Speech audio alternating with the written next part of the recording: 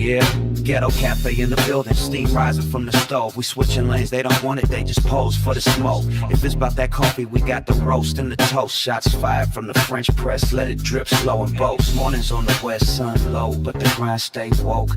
Ghetto cafe, steam in the breeze, cruising through dreams with a mug and some peace. No drama, just cream, we deliver with ease. On the coast where the light never leaves.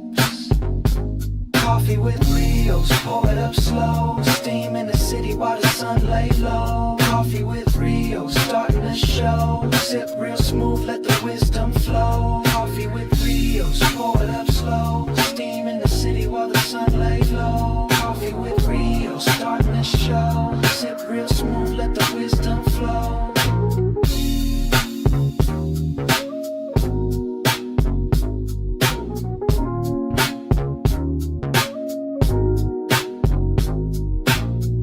No drama, just cream, we deliver with ease. On the coast where the light never leaves. Coffee with Rios, pour it up slow. Steam in the city while the sun lay low. Coffee with Rios, starting the show. Sip real smooth, let the wisdom flow.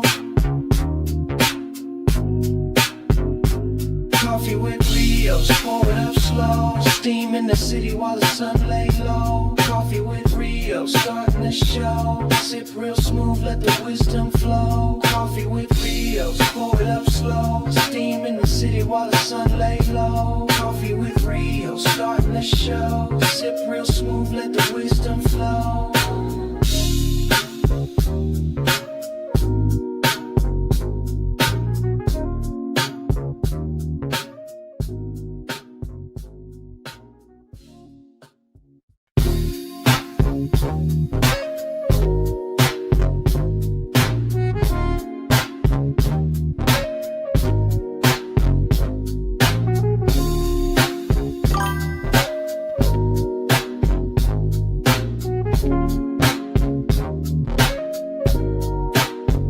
Yeah, ghetto cafe in the building, steam rising from the stove. We switching lanes, they don't want it, they just pose for the smoke. If it's about that coffee, we got the roast and the toast. Shots fired from the French press, let it drip slow and boast. Mornings on the west, sun low, but the grind stay woke.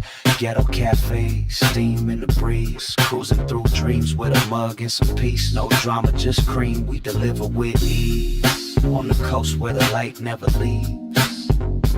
Coffee with Rios, pour it up slow. Steam in the city while the sun lay low. Coffee with Rios, starting the show. Sip real smooth, let the wisdom flow. Coffee with Rios, pour it up slow. Steam in the city while the sun lay low. Coffee with Rios, starting the show. Sip real smooth, let the wisdom flow.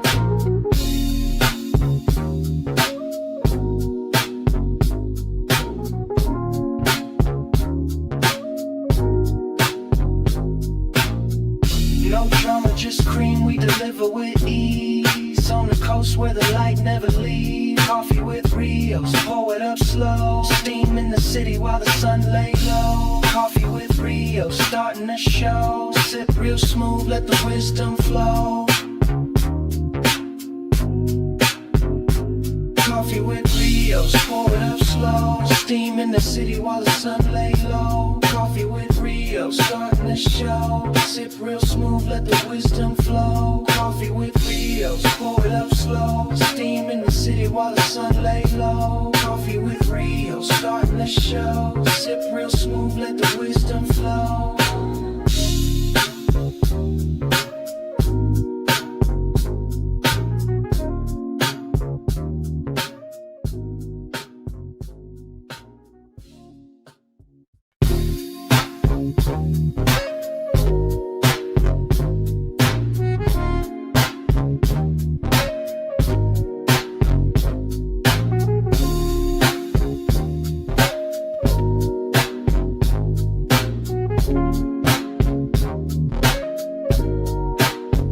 Yeah, ghetto cafe in the building, steam rising from the stove. We switching lanes, they don't want it, they just pose for the smoke. If it's about that coffee, we got the roast and the toast. Shots fired from the French press, let it drip slow and boast. Mornings on the west, sun low, but the grind stay woke.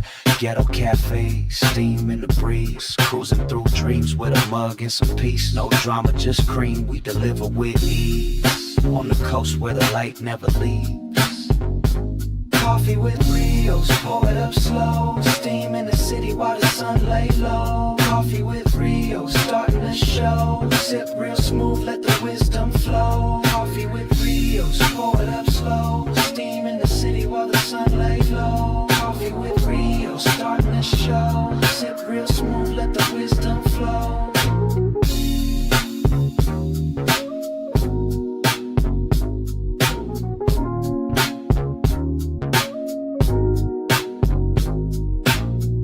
No drama, just cream, we deliver with ease. On the coast where the light never leaves. Coffee with Rios, pour it up slow. Steam in the city while the sun lay low. Coffee with Rios, starting the show. Sip real smooth, let the wisdom flow. Coffee with Rios, pour it up slow. Steam in the city while the sun lay low. Coffee with Rios, starting the show. Sip real smooth, let the wisdom flow. Coffee with Rios, pour it up slow. Steam in the city while the sun lay low. Coffee with Rios, starting the show. Sip real smooth, let the wisdom flow.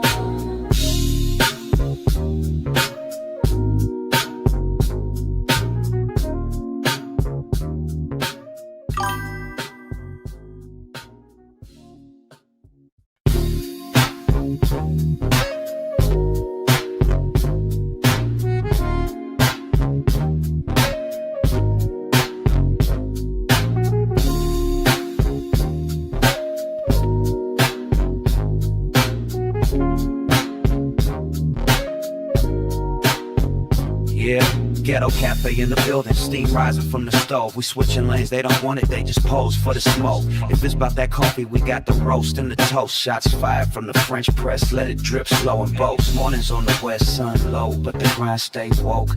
Ghetto cafe, steam in the breeze. Cruising through dreams with a mug and some peace. No drama, just cream, we deliver with ease. On the coast where the light never leaves.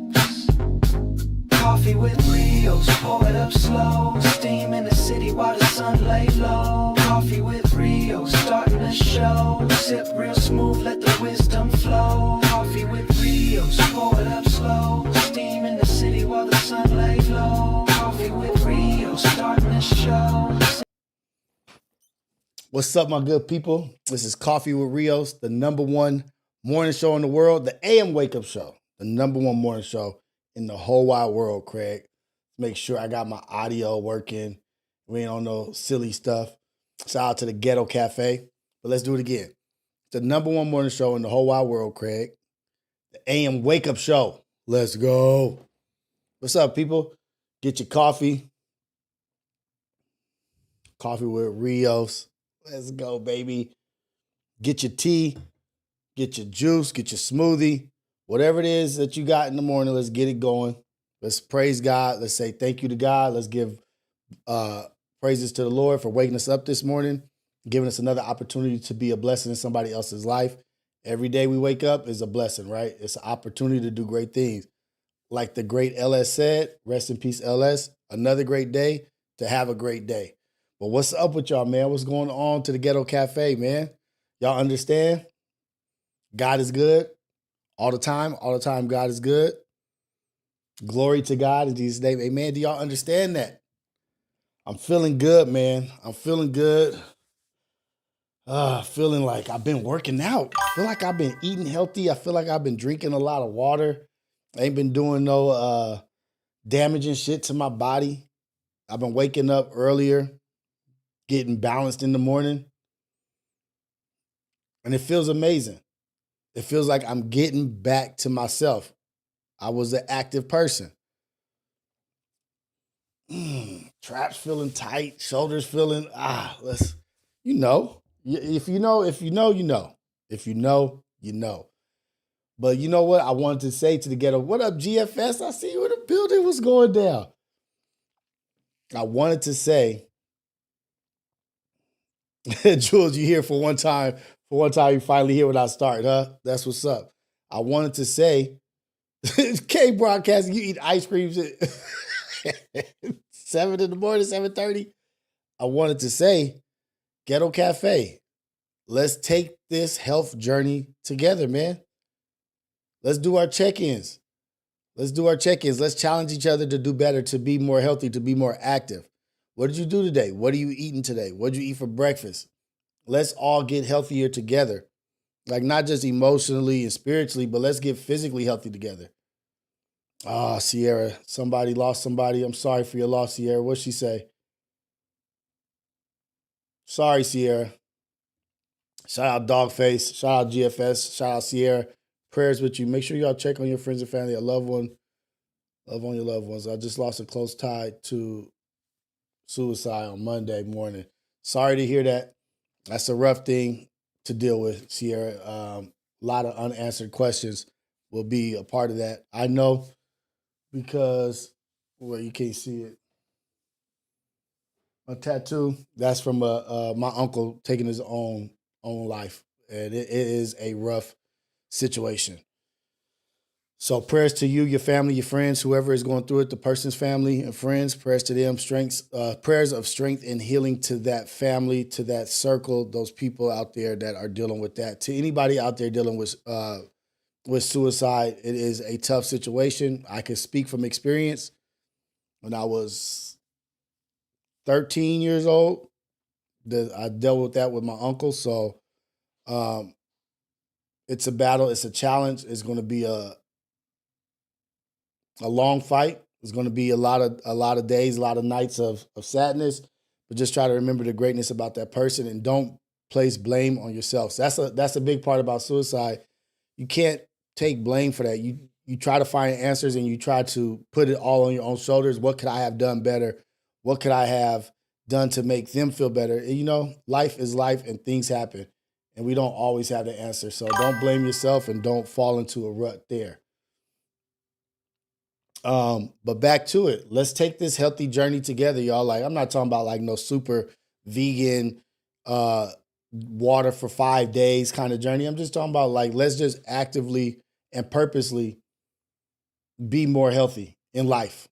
You know what I mean? And let's get to working out in the morning. Let's get to drinking water and lemon in the morning, a fasted workout, whatever it is.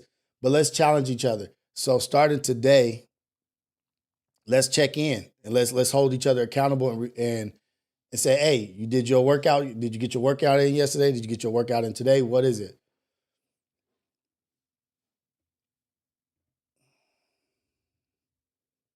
Black coffee too. Black coffee, no cream. No cream in my coffee, man. JC, the director, stop eating pork and go walk in an hour a day. Those simple steps, life. Damn. I'm going to tell y'all, man. I'm not even going to lie. I eat me a pork chop, man. Sorry. I'm sorry about good people at the Ghetto Cafe. I eat me a pork chop.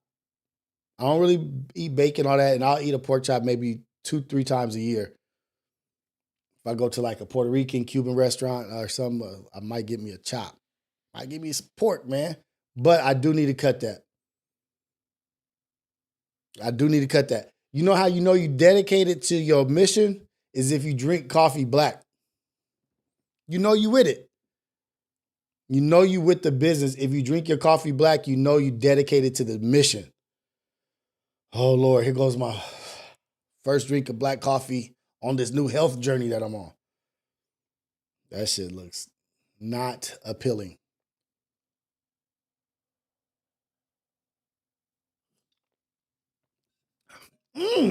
Yummy. Ooh. Shout out Ohio Ties, man. I see you. Let's go. Let's do the check-in, man. Let's do the check-in. I'm gonna start taking pictures of my meals, maybe, or maybe doing a list of my meals. I'm not gonna lie, man. I got a trainer. Y'all. And he's cold. He's a cold trainer. Put together a nutrition list, a supplements list, a workout program, 12-week workout program. So I'm listening to my trainer, man. What's up, HR? What's up, cutie pie? Good morning.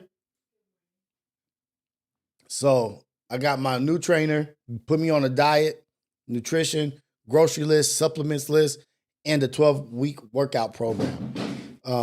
Chop Jupt. His name is Chop Jupt, the African dude. Chop Jupt. Cool dude. Chop Jupt is his name. Oh, you guys may know him by ChatGPT, but that's my trainer right now. He put together a program for me. No. I ain't ready for no. Let me tell y'all something, man. Stop saying Trey and said and Manny. I'm not ready for that, man. I need to get in shape first. Do you understand what the hell that they be doing? I'm just sticking with Chop Jupt. Chop Jupt. My Cambodian trainer, dude. My Cambodian African trainer, Chop Jupt. And, and Chop Jupt is free. He got so much money that he's just out here doing it for the best of the people. Oh, man. Who is calling right now? I got the number up. Let me see. Oh, man. I don't have the settings set up. Hold on. Hold on, caller. Hold on. Hold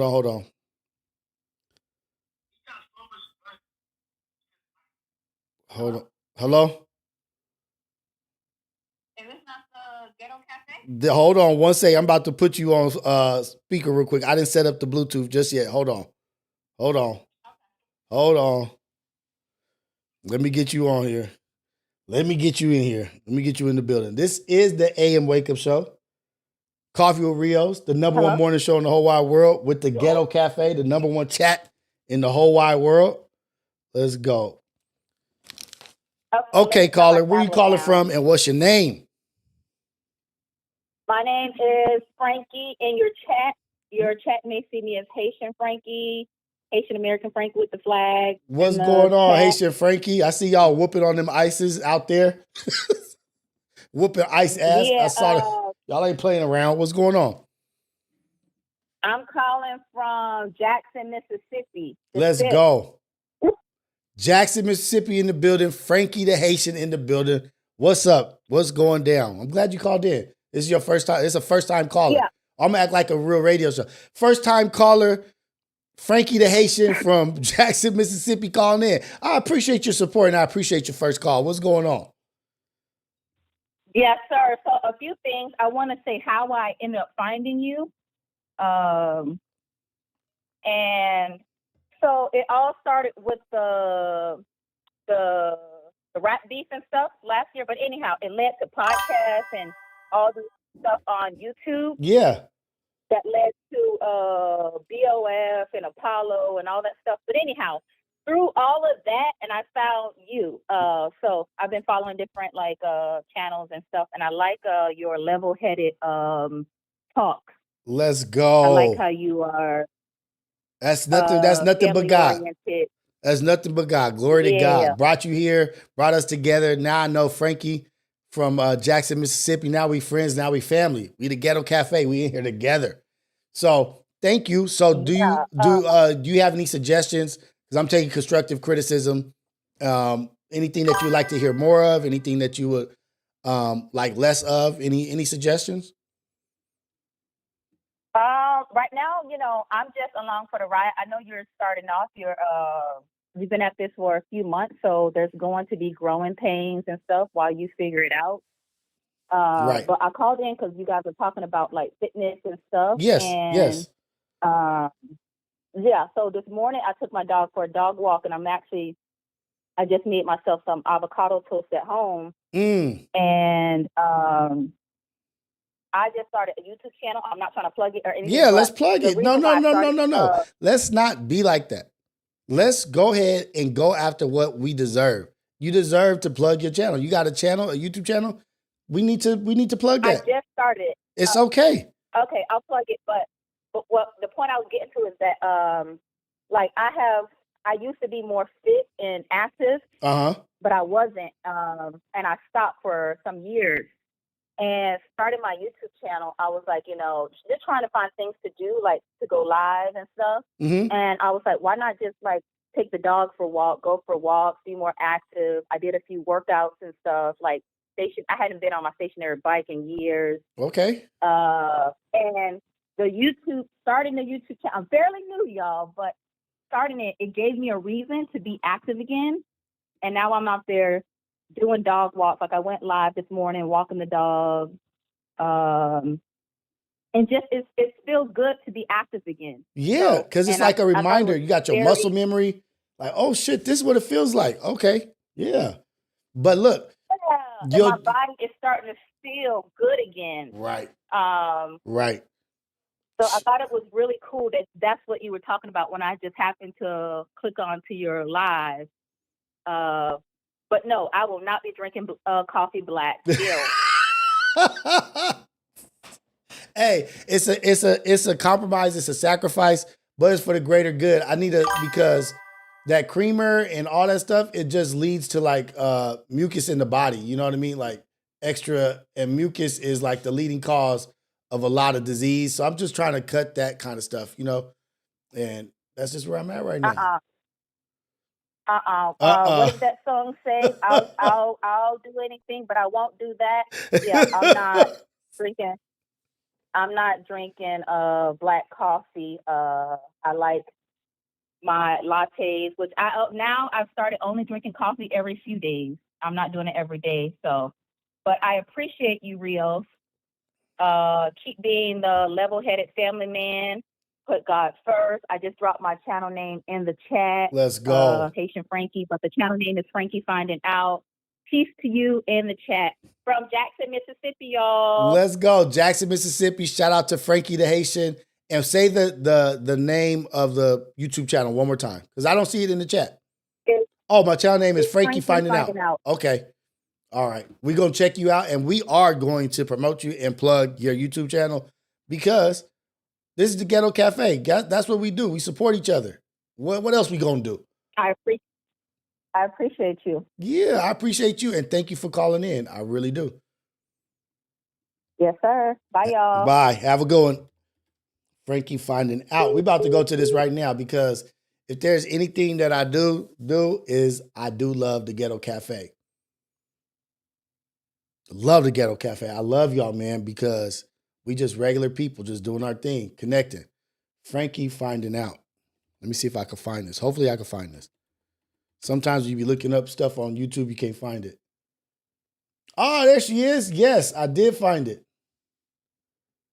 About to go subscribe right now. Let me see. Found her page, y'all. Found it. Found it.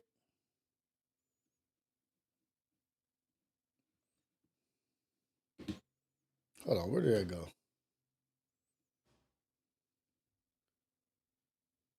We're going to support, and we're going to go subscribe and follow you guys.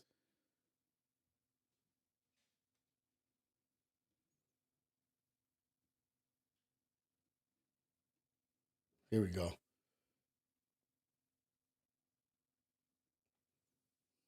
Here she is. Check it out. Subscribing.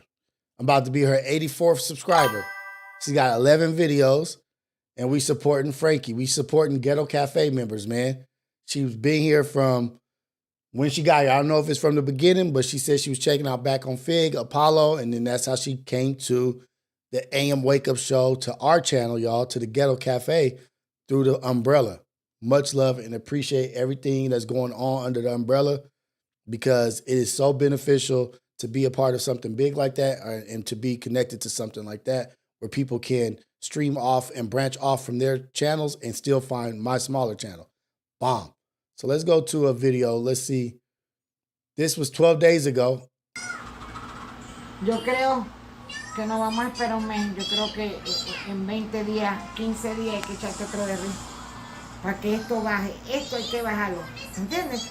Esto tiene que ponerse como Frankie can't speak Spanish. Esto tiene que quedar como esto. Oh, shoot. ¿Me estás entendiendo? She can't speak Spanish. No entiendo. No entiendo. Esto. Hey, y'all. Go subscribe. I'm trying to leave a reply. Let me like the video. Tiene que quedar como esto, así. Add comment. Pon el traductor, chico. Traductor.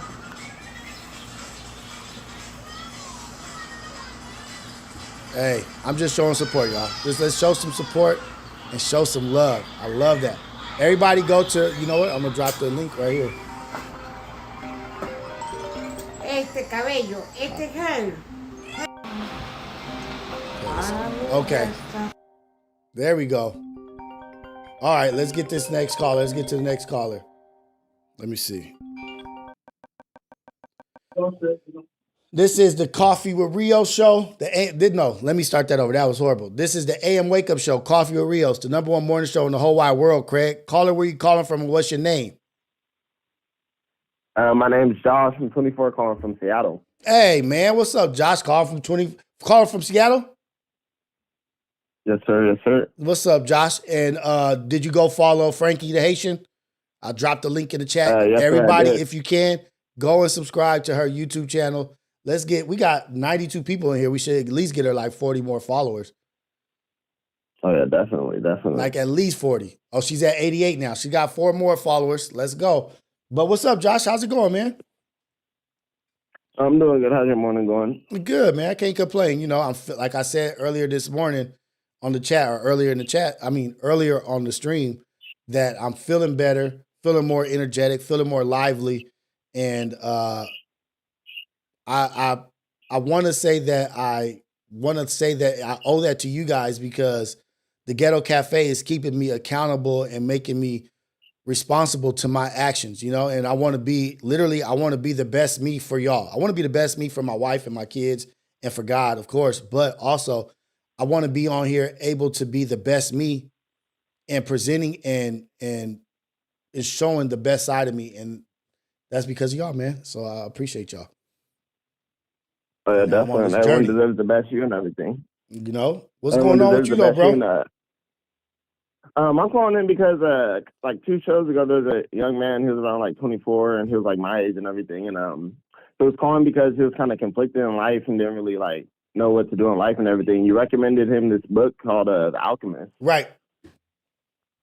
And I was calling because I just finished the book 2 days ago, and I think I really wanted to say that book was really good. Like, I would definitely recommend it and stuff like that. Like, it's about like finding your personal treasure and stuff like that, and the soul of the world and everything. Like, right. I would definitely recommend it. It's a very what was your major takeaway from the book? Because everybody has their own perspective and their own experience when they're reading books, reading the Bible, reading the Quran, reading this, reading that. Everybody has things that they can relate to because of everybody has their own individual life, and no one's life is the same, right? So I love asking people who've read books that I've read, what was their major takeaway from that book? The biggest thing I took away from that was probably like the soul of the world thing, and the fact that everything doesn't like just fall into your lap how I thought it would and stuff like that. Kind of like how the boy Santiago thought too. Like I thought in the book he would just go based off the Urim and Thummim when he received them from the king and stuff like that. I thought he was just going to be playing with those the whole time, but come to find out he really didn't use them at all. So like not even until the end of his journey and stuff like that. And then towards the end when he found the treasure and everything, that part was crazy too, because he happened to get beat up and everything. So the biggest thing I learned from that is like things don't really fall into your lap how you expect them. You really got to give things to God and really let God have your best interest and really, you know, walk by faith with God, really. So, because things don't really work out the way you expect things to fall out, like he did for like the alchemist when he met him, like he did when he met the king, and like he did when he met like the other shepherds and stuff like that. So that's definitely what I learned from that.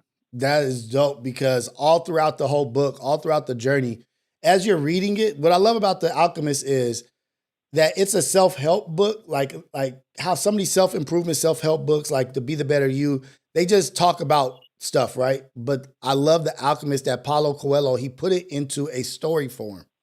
He used story form to teach lessons, and I love that shit. And I've been looking for other books like that, and I really haven't found one. If you guys have any suggestions, please drop them in the chat.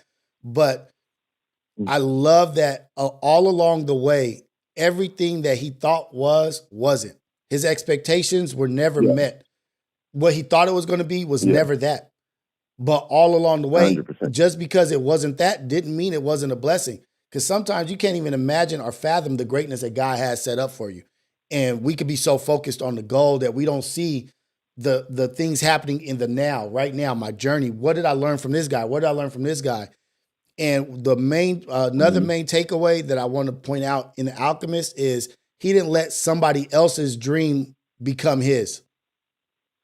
He didn't get comfortable at the shop with the tea shop with the china and all that. He said, I'm very successful here. Rock and everything. Right. He was, I'm very successful here. I'm more successful than I thought I ever would be. But this is not my journey. This is not my dream. This is his dream. This is what he built. I still have to go after what I built.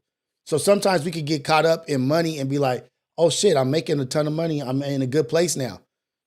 But that's not your journey. That's not what you sought out after. Don't settle for somebody else's dream. Go out there and live your dream. Go out there and get what you want in life. And that shit is bomb. So I love that book. I just love that, man. Yeah, that book is really good. And like you just said, not chasing other people's dreams, that kind of related to your story with, what was it, SpaceX or something like that? Yeah. How you were working? Yeah. You were saying the other day. I didn't even know you worked there for 6 years, and I was learning about digital singularity yesterday and stuff like that. Like, oh, that was great. I didn't even know you got a chance to talk to that dude and stuff like that. I was doing some deep diving yesterday, so like, but you knew that wasn't your dream, and you went for more. And like you said, like, you know, SpaceX, you know, they blessed you with stocks, and like certain opportunities came from that and stuff like that. But you knew there was bigger opportunities for you and stuff like that. So that it kind of tied into that too. I was thinking of that too when I was finishing the book yesterday when you were mentioning all that too. So right, and then also for that young man that I did request that book, he was also in a hurry. He was in comparison to other people's lives and what he had and what he didn't have. What they had. Oh, they got this. I don't have that yet. He was like 24 years old, 22, 24. And the message I wanted to give him was like, dude, I've had, and I'm not even lying, dude, I probably had like 35 jobs. And a lot of them were good jobs. I believe. And I learned a lot from them, but I wasn't willing to compromise certain things, or I had to leave to do other stuff. I just right now in my life, I turned 44 June 29th, right? I just now feel like I'm moving in my walk, in my flow, in my energy of what God wants me to do. I just got here, but I've had a lot of successful things. I've done a lot of successful stuff, but it never felt like there was more value or more meaning to that than what I'm doing right now. And right now, guess what? I'm making the least amount of money I've ever made. But luckily, I've had a good past where I have things taken care of. But I'm making the least amount of money I've ever made, and I feel so fucking good. I had to curse, I feel so good. And it's not about money. It's not about monetary gains. It's about when you're walking in your chosen path that God has for you. And I know I'm doing that. I know I like have no doubt that I'm doing that right now. Can't nobody tell me nothing about what I'm doing. I'm happy. I'm joyful. I get to see my kids. And for a long time, I was focused on a dollar sign, but now I'm not. You know what I mean? Yeah, money is good. It helps support, but I'm sacrificing and sacrificing money so I could be here doing what's really valuable to me. This is what's really valuable to me. So, yeah, man, shout out to you, brother. I appreciate it, and that's really good to hear and everything. That's good that, you know, you're feeling like you're walking in your personal treasure too and stuff like that, because that's definitely what I took from the book. The book was really good. I just wanted to call in and, you know, lead off my 2 cents. I do have a book I wanted to recommend, though, for the people. Okay, before you recommend that book, let me ask you a question. Do you feel like you're walking in your path? Did that make you reflect? Did it make you put things into perspective? Like, okay, I need to adjust here and adjust here. Assess, address, and adjust. No, it definitely did, because I'm not gonna lie. Right now, I'm like chasing the dollar and stuff like that. Like, I'm kind of like right now I work security. I make like $32 an hour, so I am like chasing the dollar and stuff like that. But I'm not like fully content with everything else around like the dollar wise and stuff like that. So I am getting ahead of myself, having like that me chasing that dollar and me going for that kind of like, to be honest with myself, because I went to church like Sunday and stuff like that, and the pastor was talking about how I've somewhat let that come before God, you know, like my job and me chasing that and stuff like that. So that's not, you know, that's tough. And I have to be honest with myself. Most people do put that before God, like chasing that good job, chasing that good dollar per hour or whatever it is, even with the time to run and stuff like that. But you still have to, you know, be content and realize, you know, God controls everything. Like you were saying, like God, all this stuff that we own, we don't own any of it. It's God's and stuff like that. Like it's His. Nothing is ours. Seriously. Nothing is ours. Seriously. Like, down to the minuscule. Right. Down to the minuscule. Nothing is ours. And we don't control anything because everything that you see can be taken away from you. Definitely. Or it can be gifted to you. Or it can be blessed to you. I got that from the story too, because he lost all his shepherds, lost all his money a couple times. So yeah, definitely. You just got to get back up. Have the things like. Got to get back up and keep trucking and give it to God because He'll be there for you no matter what. Okay, you said you wanted to suggest a book. What's your book suggestion? Yes, sir. The book I want to recommend is called "The Moment the Man Demands" by Jason Wilson. The Moment Demand? The Moment. Sorry. The Man the Moment Demands. I'm sorry. The Man, the Moment, the Man. Yes, by Jason Wilson. Jason Wilson. I'm gonna pull it up right now. The Man, the Moment, the Man. Let's see. Oh, okay. I think it came right up. Most people may know who Jason Wilson is in the chat. You may have heard of him and stuff like that. But I think it's a really good book just for anybody, to be honest. Jason Wilson. Is it to do with the gray beard? Is that him? Yes, sir. Okay, I've seen him before.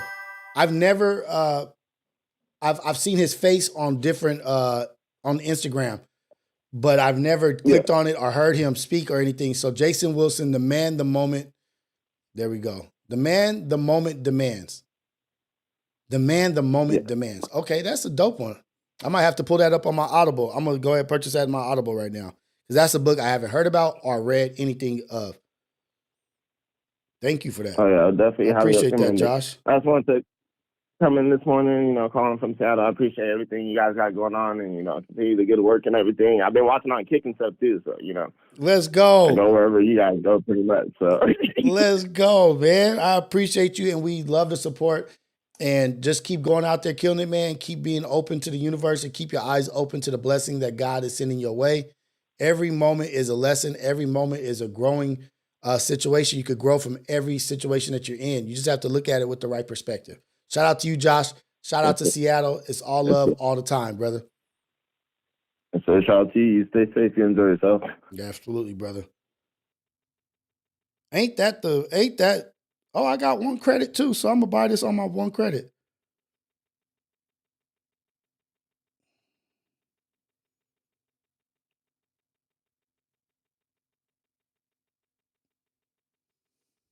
Go ahead and purchase that. Oh, I got to do my whole email and log in. I'm about to get that The Man, the Moment Demands for sure. While I'm sitting on the Superior Man Book Club. I'm sorry, y'all. Well, this week let me not make no promises before I start lying again. Well, this week is actually a slower week for me. Do not have much going on outside of, today we have Relatable with Luck. That's going to be at 11. And then we have, we've got another call calling in. And then we have Imperfect Perspective with Javonda and Anya.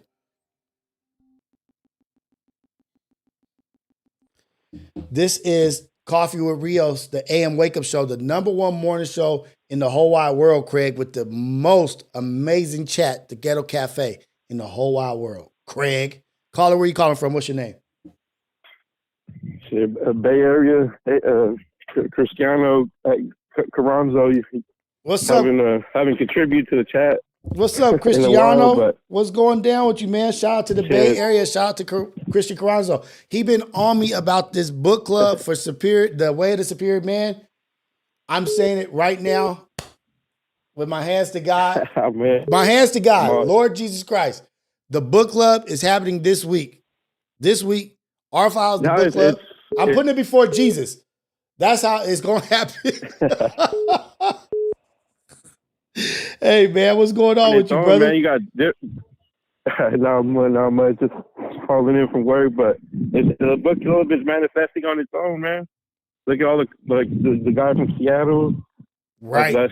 Talking about the alchemist. That's awesome, man. Right. Everything is happening. I wanted to call in real quick, man. I've been down bad, down treacherous. I always try to contribute to the chat, little 199 or whatever, but hey.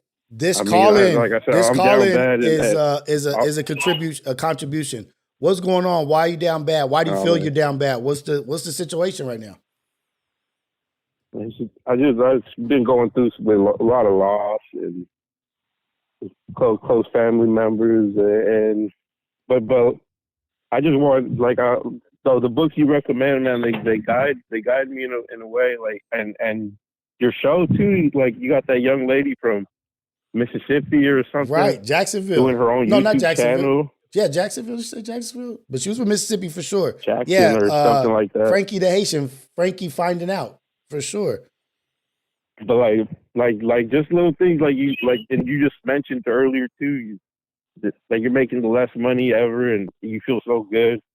Like I just wanted to call in and thank you, man. Just keep doing what you're doing when you can. Like you motivate a lot of people without it. I can't even explain it, Rios. Like, it's all good, man. I'm receiving the message. I'm receiving it, and I appreciate it. And I just am just being a open book. I'm being vulnerable and just sharing with the Ghetto Cafe, with the world, what I'm going through, my thought processes, and I think there's no better feeling than walking in your path. And I feel like I'm there, and I feel like everybody can be there. And who knows if this doesn't change? My path doesn't change in a year, or it doesn't change in 4 months, or if something happens where I can't do this or I can't do that. Those are all possibilities, but you have to be able to adjust to the situation and still keep your same energy in your flow, because you know that this is what God is choosing for you. And so with you, with the struggles that you say you're down bad, the things that you may be going through, bad don't last forever. Bad times don't last forever. It don't last forever. This too shall pass. But if you take this shit, like every blow that you're taking, every low, everything that you think is hurting you, if you take it as if these are my emotional and spiritual push-ups. These are my spiritual and emotional intelligence push-ups right here. This is my workout. This is my conditioning for when I do meet the woman in my future, I do have kids in the future. These moments right here built me to be the man that's going to be the father to raise these children, or the man to be married to this woman, or the man to start this business, whatever it is. These are your spiritual, emotional workouts right now. You're being conditioned for something great. They may feel like L's, but they're for your future W's. Because maybe you have a blessing coming into your future, but you won't be capable of receiving that blessing because you haven't been through shit. Right now, you're going through adversity. The adversity is building you stronger. Don't let it beat you. Don't let it take you out. You use that shit like, okay, shit, I got through that. I'm stronger. Now I'm benching this. My maxes went up. Before these situations, before you were going through the things that you're going through right now, your max output was way lower than it's going to be once you make it through this. You'd be like, oh shit, I ain't tripping on nothing. I made it through what I made it through. Now I'm ready for the next challenge. Now I'm ready for the next challenge. I built it. I made it through that. And then you'll see like challenges that are on the same level as that. And you'll be like, dude, I'm not even tripping. I dealt with this before. I know exactly what to do. It's like the poem, If. I can lose it all and build it back up with worn out tools and not tell anybody. The tools is worn out because you built it before. You've been there before. I can do this. This ain't shit. I'm good. I remember that poem, and it said you could walk amongst kings and amongst peasants or something like that, and still keep your virtue. Keep your head up high.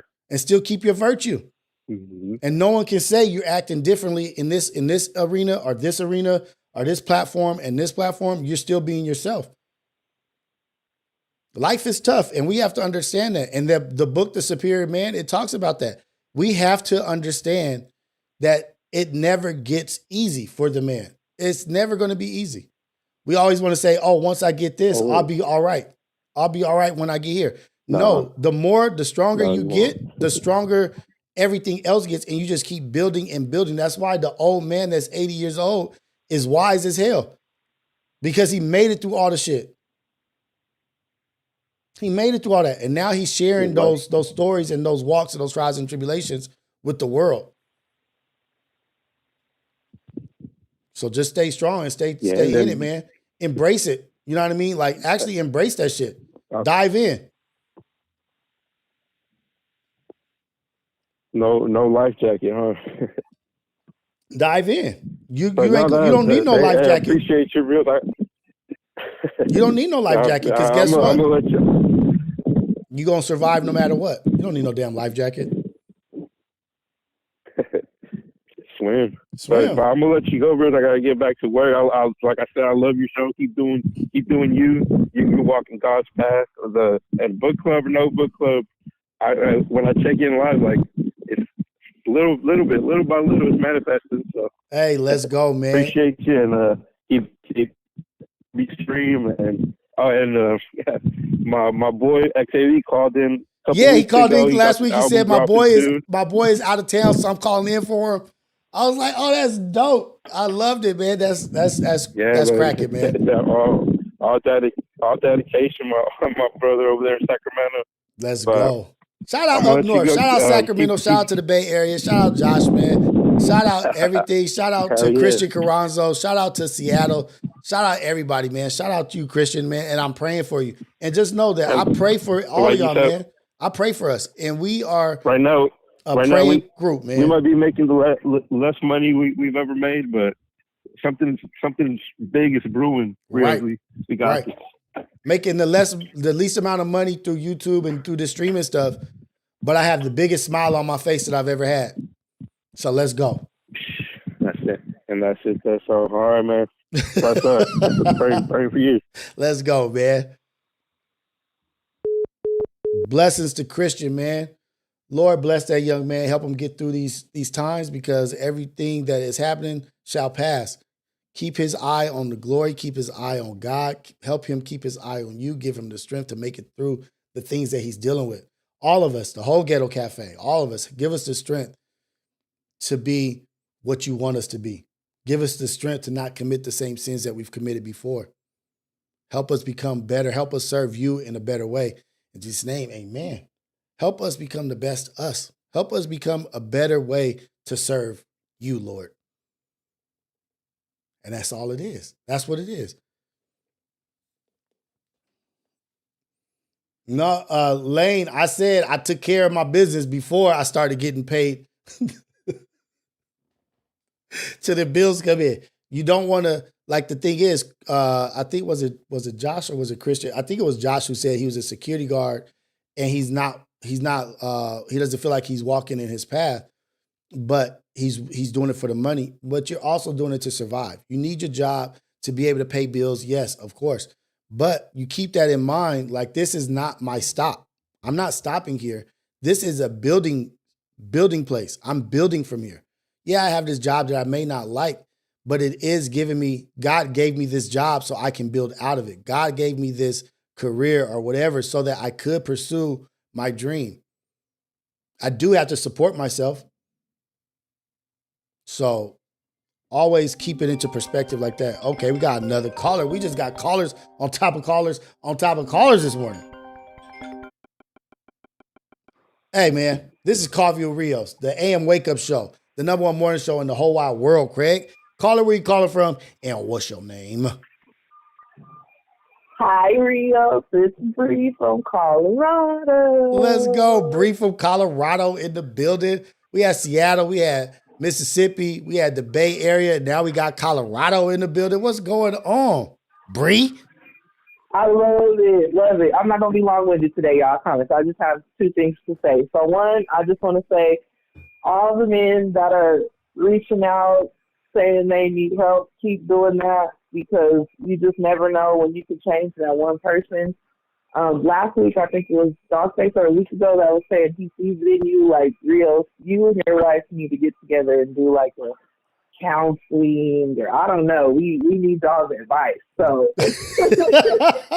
we need y'all to come up with something so y'all can help us offline. But my real question is, I've been watching the Syndicate, love the Syndicate, but is there a way that y'all can, like, set it up where we viewers can, like, send y'all, I don't want to say, like, super chats, but I know, this is their life now, so we want to get all of y'all some money, but like if we have questions, or is there going to be like a segment where you guys can read certain things that we send in, or have you guys thought about that? Or? Do like an interactive portion of the syndicate. I think that would be dope. I think the syndicate interactive would be dope, where we have like a live, but you can send in questions to any of our Instagrams, and we'll say, hey, can you discuss this topic or discuss this, and send it to our DMs, and we'll try to get to it. You know what I mean? Or even in the comment section, leave it in. We can have a portion of the comment section of things that you guys want to talk about, and also in the live chat, you can send super chats in the live chat also.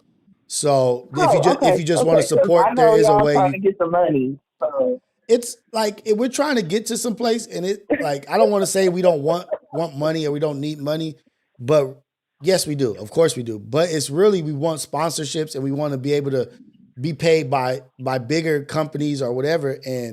But right now it is us supporting each other. So whatever you guys do, it does. We do appreciate it, but we can figure that out. Get it in the DMs, get in the comment section, and just bring up things that you want to talk about on the weekly. Because we only do it once a week, and we're going to be dropping. We didn't drop this week because of 4th of July. We couldn't film because there was a lot going on, but we will be dropping every Monday.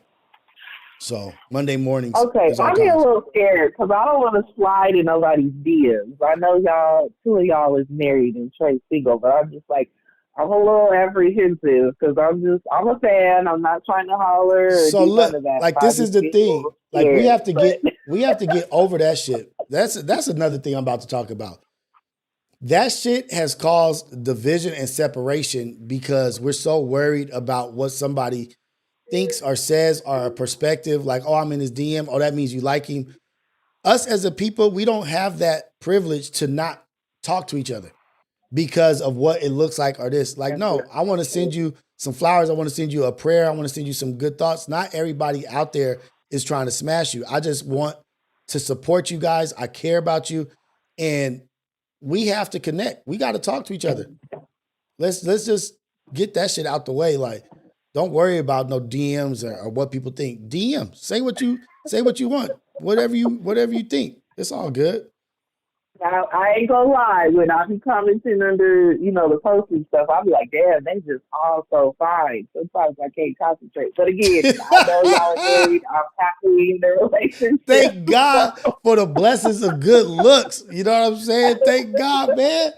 We appreciate it. And we all get like all the ace boys, even Creek. It's fine. But I just realized I don't want nobody to be like, girl. Yeah. So that's all I want to say. That's just something I want you to think about, because, again, this is your livelihood. So I want to support a Black business, Black men. So I just, I don't know. It's just, I'll pay attention. I'm military, so I'll be at work. I'll be listening more than I'll be watching. But I'll definitely, when I rewatch, go in there or try and send you guys DMs. Because I think everybody thinks my IG is fake because I only have like 2 posts up there. But it's really me. It's me. I just don't really post on there. But I'll definitely get in there because there's things that I'll be talking about that I'll be like, oh, this could elaborate further into another segment. Or maybe if we do send some money, they could just, have a segment where they read, not the crazy stuff people want to send you, the actual, stuff where we want you guys' opinion. Yeah.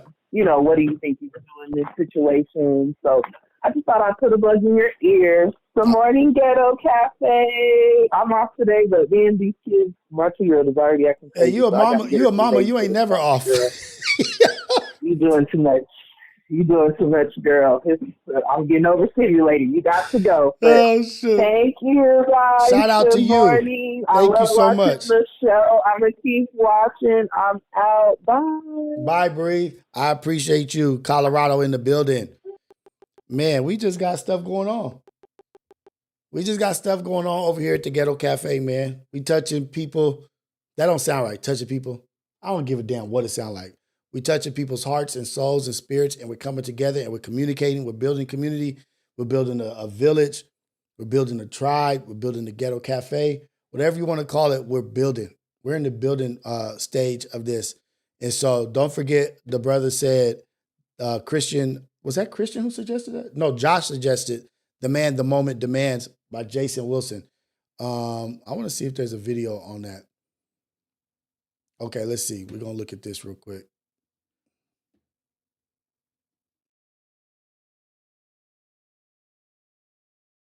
Knots in my neck, I began to reflect on how I once again allowed myself to lose mobility. In my new book, The Man the Moment Demands, specifically Chapter 4, The Provider, I share how too often we, the good men, strong leaders, faithful husbands and fathers, dedicate ourselves to providing for everyone else, but in the process neglect ourselves. We forget that we too are a part of the family. My brothers, it's time to shift your mindset from just being a workhorse to a war horse, a man who is strong, enduring, and still works hard, but is intentionally maintained for any battle that may arise. Trust me, you cannot be the man the moment demands if you're living life in a broken down body. Keep providing for others, but remember to provide self-maintenance for yourself. Shalom. Shalom. Dope. Dope. To be the man the moment demands. And I would even put on top of that, to be the man the moment demands, you have to be learning in your situations, growing in the situations that you're in now. We were just telling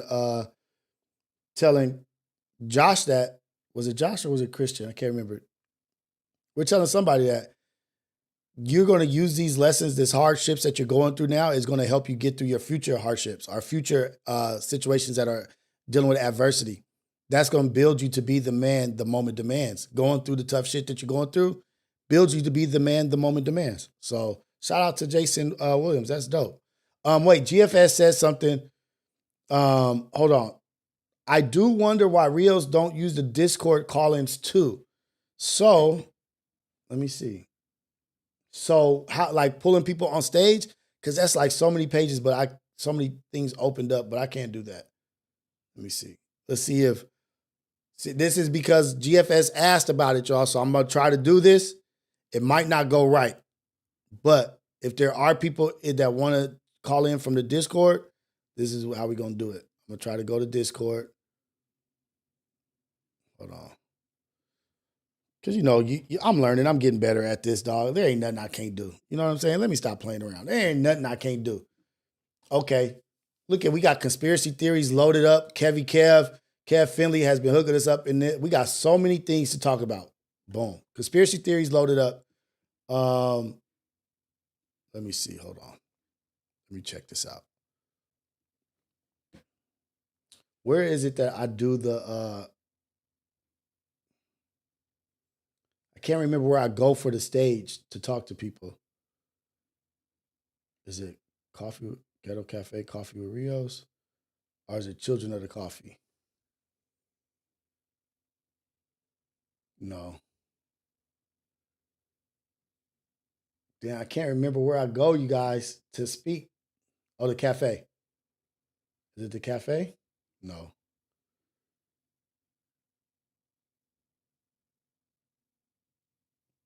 Hold on. Lady Mods. Announcement, welcome, verification, Children of the Coffee, self-promo, live streams. Oh, here. Is this it? No, that's not it. I can't remember where I used to go, you guys, to do the shit. Hold on. My bad, y'all. My bad.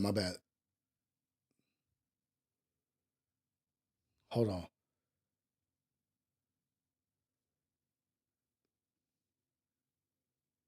Did it get erased? I don't even know where the stage is at. No.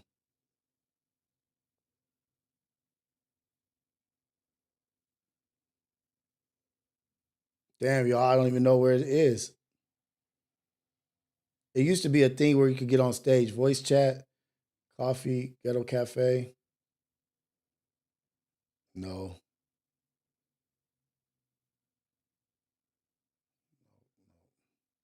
If somebody is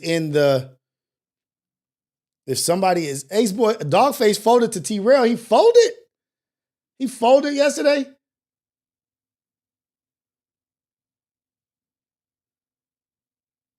The stage is not in here no more, y'all. Nope, that ain't it. I gotta call Suave. Or if Sunshine is here, Sunshine might know where I should go to do the stage. Damn. Oh, there it is. Ghetto Cafe stage. Boom. Found it. Y'all thought I wasn't gonna find it, huh?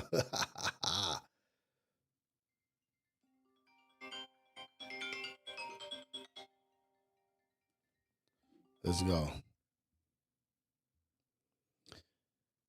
This is Coffee with Rios, the AM Wake Up Show, the #1 morning show in the whole wide world, Craig. Caller, where you calling from? What's your name? Oh, shoot. Caller, where you calling from and what's your name? Joe Spoon, man. What up, Joe? Florida. What up, Joe Spoon in the building? Where you calling from, man? Tallahassee, man. Florida. Tallahassee, Florida. What's happening? What's going down with you, man? Not much, man. We're just calling in to say I appreciate your ass coming on this morning. Hey. I've been waiting on. We up in here, man. Yeah, and Dollface got to take the Ace Boy off his name. No, he didn't get what happened?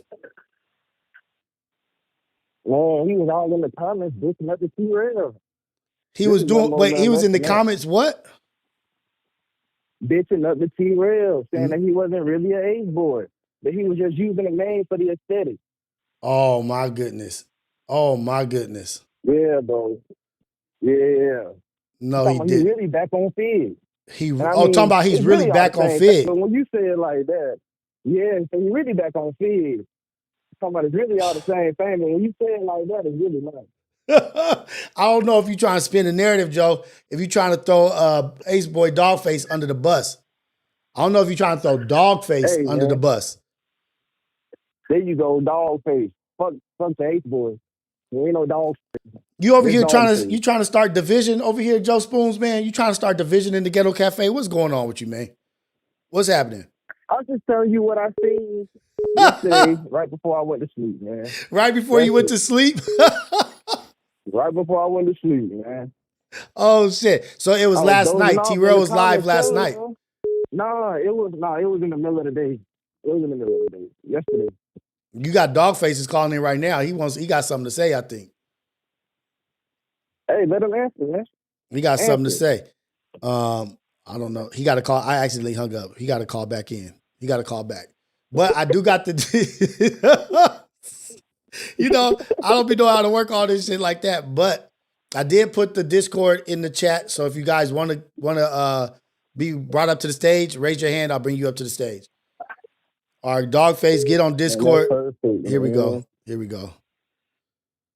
Hello? Yeah. Dogface? Oh, why didn't merge the call? God dog it. Well, what's up? Are you saying you bowed down to T-Rail yesterday? Get the fuck out of here, man. Who bow down to anybody on this fucking earth except my girl when she's pregnant. That's about it. She kicking your ass right now, too. Your fucking mind. She kicking your ass right now. Hey, man, she's ready to pop. Listen, hold on real quick. Let me say this real quick. Remember the first conversation we ever had? FaceTime, right? What did I tell you? Yeah. What did I tell you? I tell you, I fuck with Back on Fig over anybody, right? Uh-huh. The T-Rail asked me if I'm Ace Pit. I don't associate with Ace Pit. I'm not in the Ace Pit. I fuck with a lot of motherfuckers in the Ace Pit, but a lot of them motherfuckers is goofy. Oh, my goodness.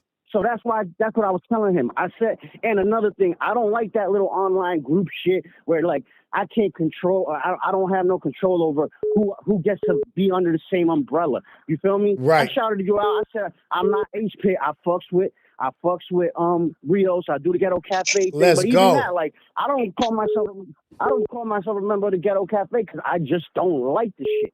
You know yeah, you a member, nigga. So, you whatever. All right, man. Dog, See? the fuck? Now you playing games. Nah, you a member, motherfucker. You ain't got no goddamn choice. You out here talking, you a member. Motherfucker, you an original member, motherfucker. Come on, man. You better stop playing. Come on, you should pull a video up. You should pull up the video. I got on his ass. He was talking crazy. You know how Terrell he get defensive like a hoe. Yeah. And you know me, I'm oh you shit. crazy. So we was going back and forth. I was hitting him. Where'd you go? There you go. He like FaceTime me. I'm like, bro, I just jump out the shower. You know, I got to go to work. I had 10 minutes to try and get my narrative off.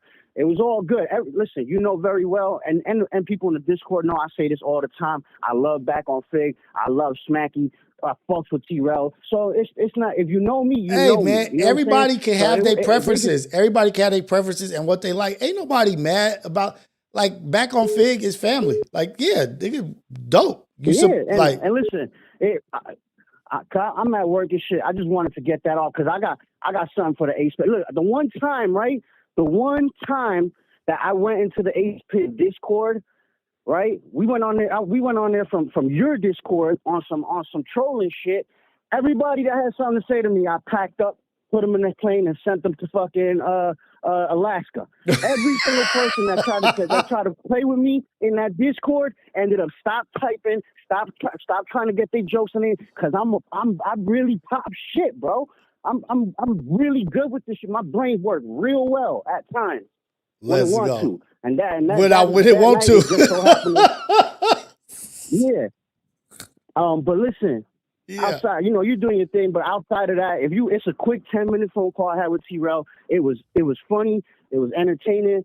Me and him is cool. You know what I mean? I told him, I said, because, you know how he talk crazy. I just told him, I came at you crazy because I'm not going to let nobody talk to me like that. I don't care if I'm a fan of yours or not. But outside of that, I love Back on Fig. I'm going to tell y'all the truth, but I was happy as fuck when I was on the phone with this dude, bro, because I'm really, and again, I told him I'm a fan, and now all of a sudden, it's wrong to tell somebody you're a fan of them. Nah, man, fuck that. We all grown, we all mature, and there ain't nothing wrong with being a fan of Back on Fig, being a fan of T-Rel and Smack. Like, that's what you're supposed to be. And also, this is family. Like, we all fuck with each other. That's family. We should be promoting that. Right. And so by the end of the call, you know, we Lane, go ahead. I'm listening. Good. It was all love. You know, we came to an understanding. Lane, I got you.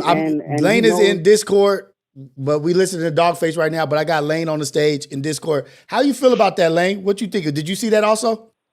Man, I heard some of it. The end of it. Terrell said he packed your ass out, dog. Oh man, somebody send the link. Somebody send. He said he's talking bad about you when you got off the phone, didn't he? Oh no. No, he was not talking bad about me. Yes, bro. he was. No, he was not. Yes, he was. Yes, he was, dog. He's talking bad about you, bro. He said he packed your ass out. What do you say? Man, wait, we about to pull it up. We about to pull it up, dog. Hold on, let me ask you a question. Where did you see this? Are you talking about on Yaz's page or something like that? See, I didn't even post it. You know, my twin at Speedboat That TV be posting shit. I told him don't post that shit on dog. So wait, it's on Speedboat? That wasn't about me. Nah, it ain't on Speedboat That TV. It's on Yaz as one of them. Somebody posted it. Oh, so the thing, but Dogface is saying whatever Yaz, whatever Yaz said, he's saying it's not about him. It's not about him. Oh, okay. Yeah, that was. So look. How you know that's not about you? Somebody else. Yeah, because somebody else got into it with him, and he was getting at him crazy. I rewatched this shit because I'm taking names on these fucking bitches in the chat that was big popping. I got a list, nigga. Got a hit list. I watched it. It's all good. After the phone call, all he said about me was, I'm gonna save the homie's number. That's it. That's all he said. He didn't say nothing else because we can't. T-Rel cooks a troll. So Yaz has a post that T-Rel cooks a troll. Yes, that ain't true, dog. Nah, that ain't got nothing to do with me. That happened like an hour after. He was on live for a minute. I thought he packed your ass out, dog. I was like, hell no. No Speedboat. She would have wrote. Yeah, she would have wrote Dogface. She knows me. I'm not a troll. I'm like I say it again. I'm a fan. You feel me? I don't troll. I be sending mad jokes in, but that's not trolling. You know what I mean? So what time did you call in? Because we got the evidence of the shit. Yeah. We have it. All right. So the first video, right? at 49 minutes, because it took him like 20 minutes. Y'all old motherfucker. It took him 20 minutes to figure out how to where my DMs was at. And then at about 49 minutes of that 2-hour long video, I called in. So wait, is it what was? Oh, you know what? Was it on his other? Does he have another page that he goes live from? Yeah. I think it was his. It might have been the other one. What's the? It might have been. No, it's on back on. Look, it's on back on Fit. I'm gonna send the link in the chat right now. 15 hours ago, Young Thug has a message. Charleston FaceTimes Drake. Yeah, that's it. So okay. Look, let's go to this. So look, there's two of them. The one, look, Rios, the one that's 2 hours and 40 minutes long. That's the one. At 49 minutes is right about when I call in. This one's only an hour long. No, the one under it. There's one right under it. That's the same title, but it's 2 hours and 40 minutes. Oh, okay. Was it before Pot Lord and them called in or after? So it's at 49 minutes? 49 minutes in. Yes. 49 minutes in. This nigga T-Rail better not give me a copyright strike either. Let's see. Oh, there we go. Boom. Let's see. Let's see what we talking about. Let's see if Dogface telling the truth, y'all, or if he's saving face. Don't be lying to us, dog. We in the building, baby.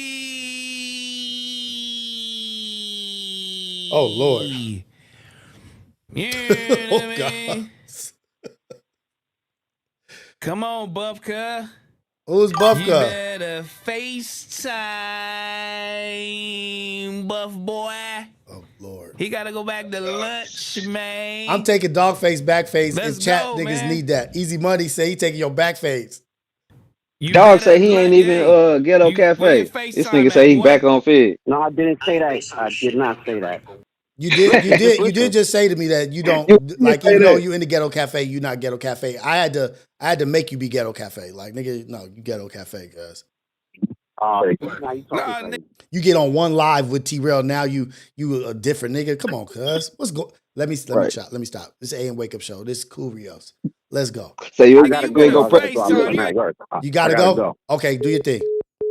Again, you gotta go to lunch, or you get. He was lying, huh, chat? Yeah, we gotta figure this out, Rios. Yeah, let's see. I gotta go to work. I go in at 4:30, and I gotta drive, motherfucker. Come on, where you driving to? How long is this shit? Is this a? Where you work at?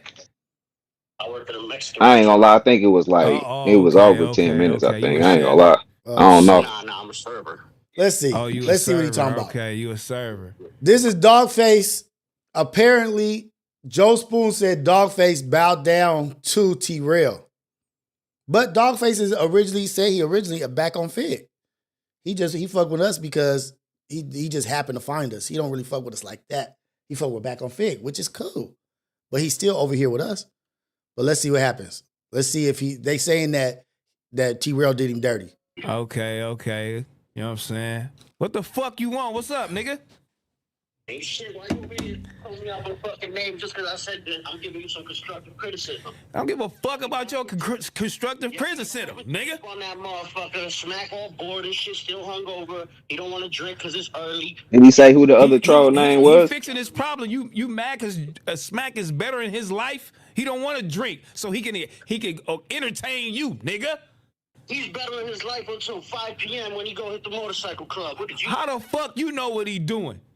You be spilling. Why you sucking his dick all the way to 5 p.m.? Shit. Get off his dick. Man, business.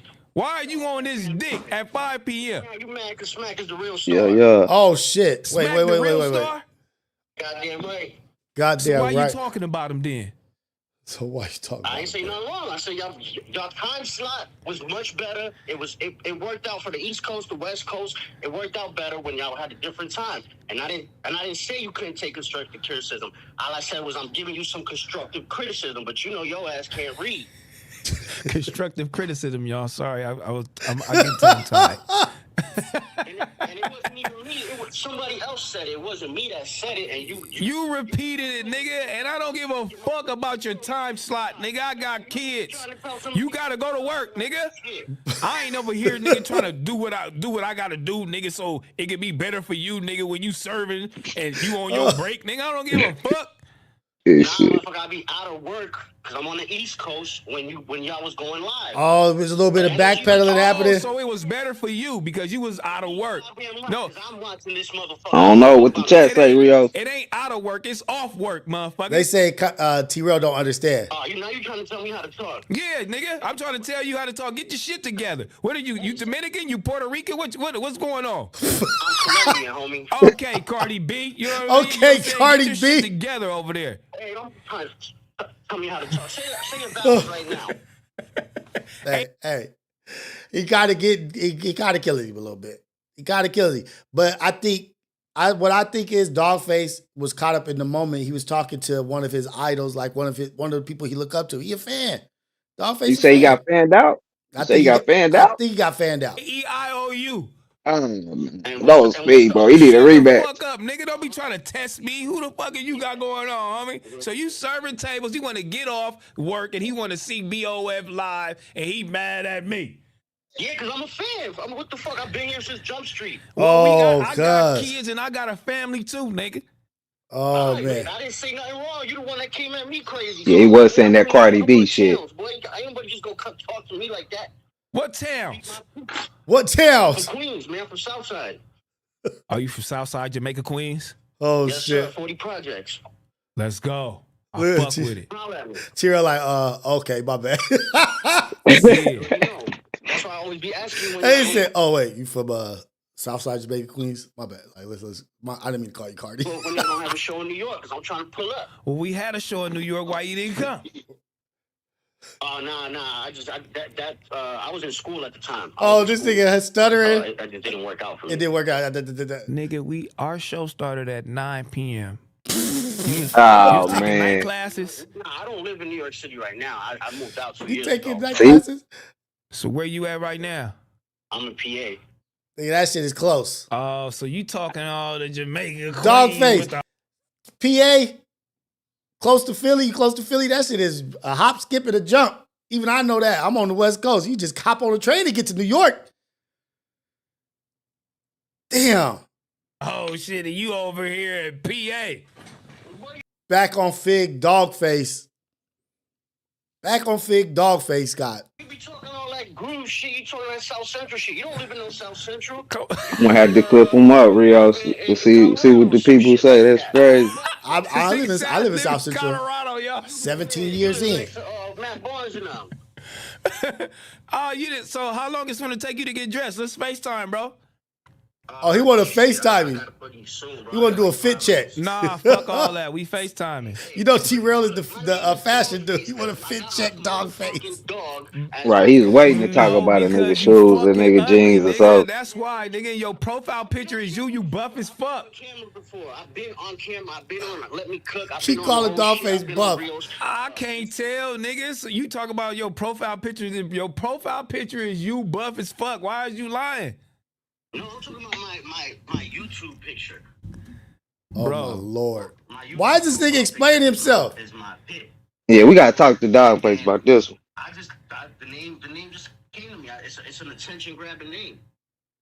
Oh, my Lord. It's attention-grabbing name. No, nigga, that's because you dick riding the Ace Pit and the Ace Boys. Stop lying. Ace Pit nigga, so you can cut that out. I ain't no Ace Pit dude. I don't have no problems with them, but I ain't no Ace Pit nothing. I'm nothing. He said, I'm Ace Pit nothing.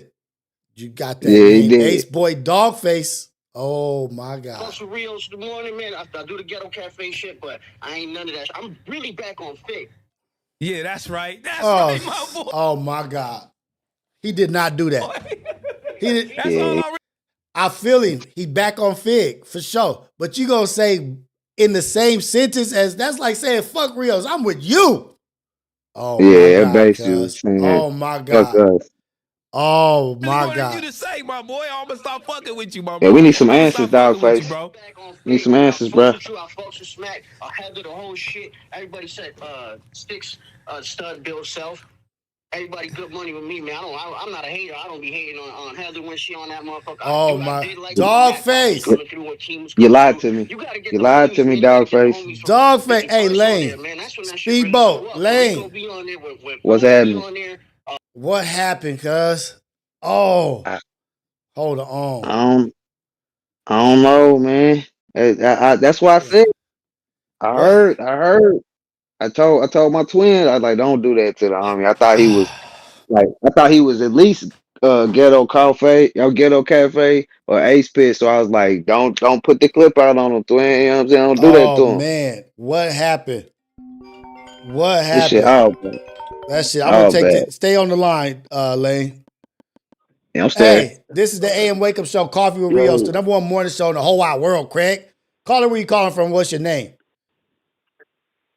What's up, bro? It's Wild. What up, man? What's from the happening with Valley. you? Wop from the Valley. What's happening? Nah, We just going over Dogface. Oh man.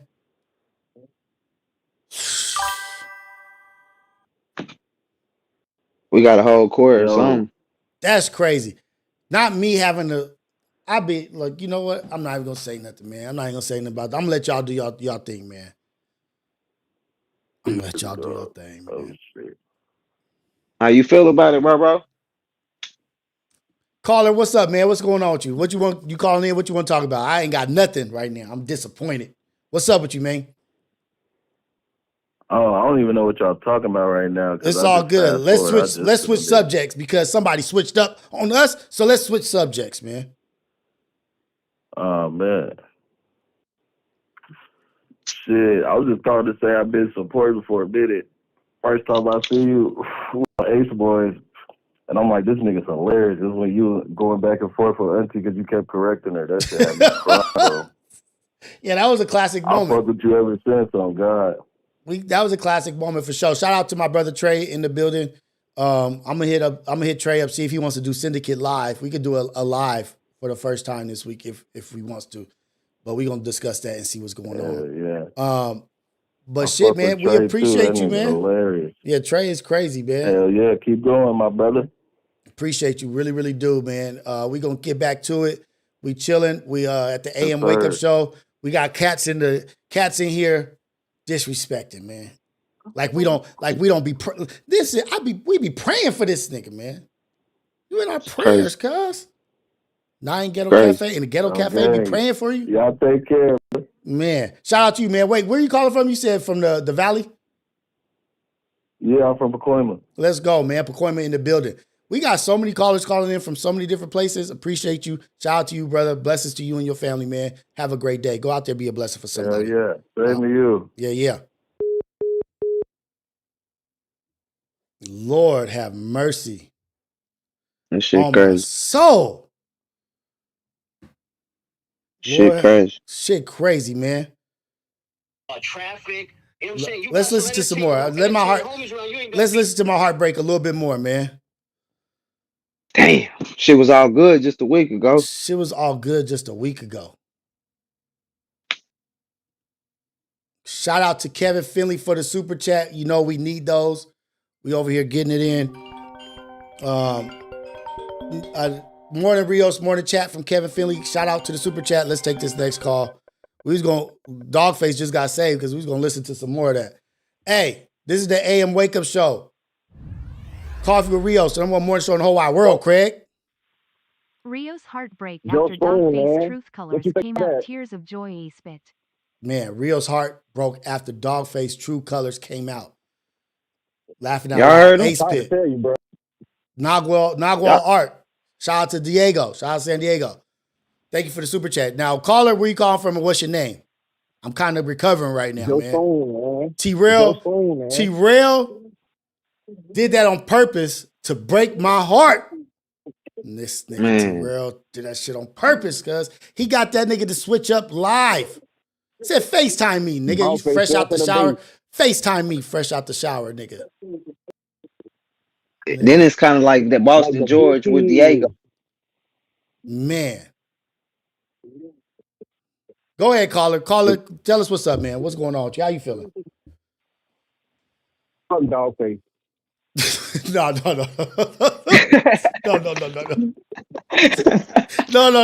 said it's so cool, though. No. Hey, what you got to say? He said, fuck Dogface. We love Dogface, man. We love Dogface. It's all good. But what's up? We shitting on him right now because he shitted on us last night. For the next 10 minutes, we owe everybody that. It's fuck Dogface for the next 10 minutes. Go ahead and tell us how you for the feel, next bro. 10 minutes, let's go.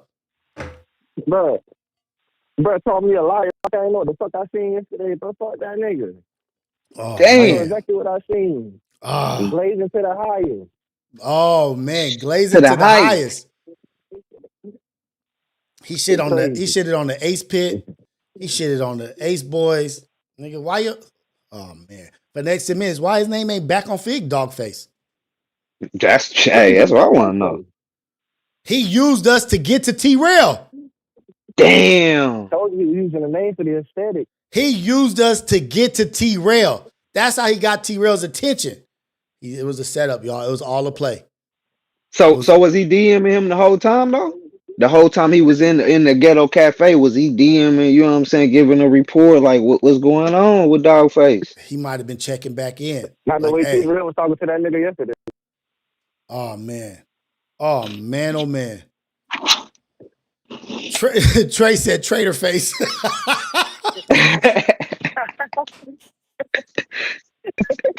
Dude, that's crazy. He used us to get some notoriety, a little bit of leverage. You know what I mean? Like, oh, Ace Boy Dogface with the Ghetto Cafe talking shit and this and that. And then he got up in there and was like, nah, man, I'm not even an Ace Boy. I'm not even an Ace Pit. I just want to tell y'all I'm a fan of you. He said he don't even like coffee. He said I don't even like coffee. Oh my Lord. How many minutes has it been? It's been 4 minutes. It's been 4 minutes. We got another 6 minutes, y'all. He called that nigga Cardi B. Right. Cardi B. He called Dogface Cardi B. Cardi.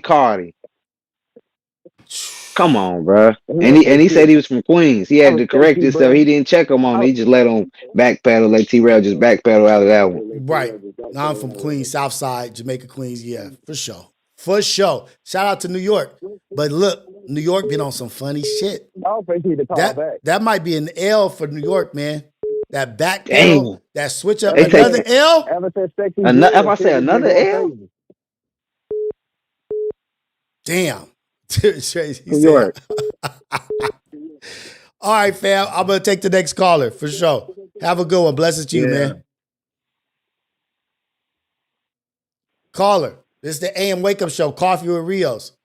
We just been bamboozled by somebody.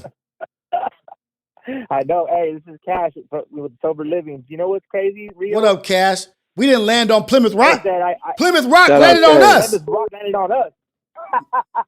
Hell yeah. You know what's crazy, bro? I try to give Dogface or Dog Kid now the benefit of the doubt, but I knew. Wait, hold on, y'all. When did you know though? Wait, Lane, hold on. This is Dogface's enemy that's calling in right now. Whoa. Who they? This is Cash. This is Dogface's enemy. Cash. This is Dogface's enemy, Cash. They get into it every time. You've been waiting for this, Cash. You've been waiting for this minute. That's all you gotta do. Hey, we only got 5 more minutes to shit on Dogface. All right, we could extend it to 15 minutes. If you read Art of War, if you read Machiavelli, The Prince, you just sit back and you wait, because silence is power, right? Right. So I sit back and I wait. Right. And it's exactly when I waited, then you attack, baby. Let's go. So now it's time. Now it's time, my son, and you will learn a valuable lesson, dog food. Dog food. You know hey, what? Damn. Dogface. I can't even say Ace Boy Dogface. I'm gonna say Dogface is gonna call in because he said he could call in now. They open now. He can call in. And you know when he had the Ace Boys. First of all, you gotta back on dog food. I know that you guys like to your supporters. You guys love your supporters. But Pun specifically said, "Hey, Ace Boys is a pack right here. It ain't Mark Nasty ain't even an Ace Boy. You know what I mean? You gotta. So to put Ace Boy in your name randomly, already a red flag. Oh, come on. Come on. Let's keep it G right there. Dropping bars. Let's keep it G right there. Dropping bars right now. Huh? Yeah. Damn. I mean, if you can't read that, if you can't read the room, then you know what I mean? And you know what, though? You know what it is, too, though? He's an East Coast cat. You got to give them a little bit of slack. Oh, man. They're a little bit off. You know what I mean? Damn. Hold on. Damn. You say it's because he's from the East Coast. Where the East Coast callers at? He trying to give him grace. He said, I'm giving him grace because he's from the East Coast. We got to understand. You trying to call the East Coast? You trying to call the East Coast marginal? Yeah, damn, what you doing, man? No, not marginal. I'm not calling them marginal. I'm calling them a little bit, a little bit behind the 8 ball. You know what I'm saying? Oh my God. Dog That's how you face. feel? You know what I mean? Dog face. Out there like it's mad brick. It's mad brick out here, son. We don't want to hear none of that. It's West Coast and Best Coast, and we smart out here. We're sharper than a razor blade. You know what I mean? You gotta my God. Damn. Hey, where the East Coast at? Y'all gotta stand up and say Lane. something. Lane, do you hear this? Do you hear this? I hear, bro, hold on, Cash. crazy. Hold on, Cash and Lane. Hold on, real quick. Let's see a little bit more. Let's see a little bit. Let's see if it gets better for Dogface. All right. Damn. I'm gonna tell you how to run your fucking show. No speedball, Dogface. You gotta step Hey, up. look, he came back as Mal. Is that Mal? Is that Dogface? MAO? Mal Green? Hold on, listen. Here, let's listen. All right, Cardi B. All right, oh shit. You ace. Oh, Cardi B. You ain't the ace pick. You know what I'm saying? Fig side all the way. That's what we doing, my boy. I fuck with you. Oh my Give me a God. white 7-day candle and sun sage and visualize white light all around you.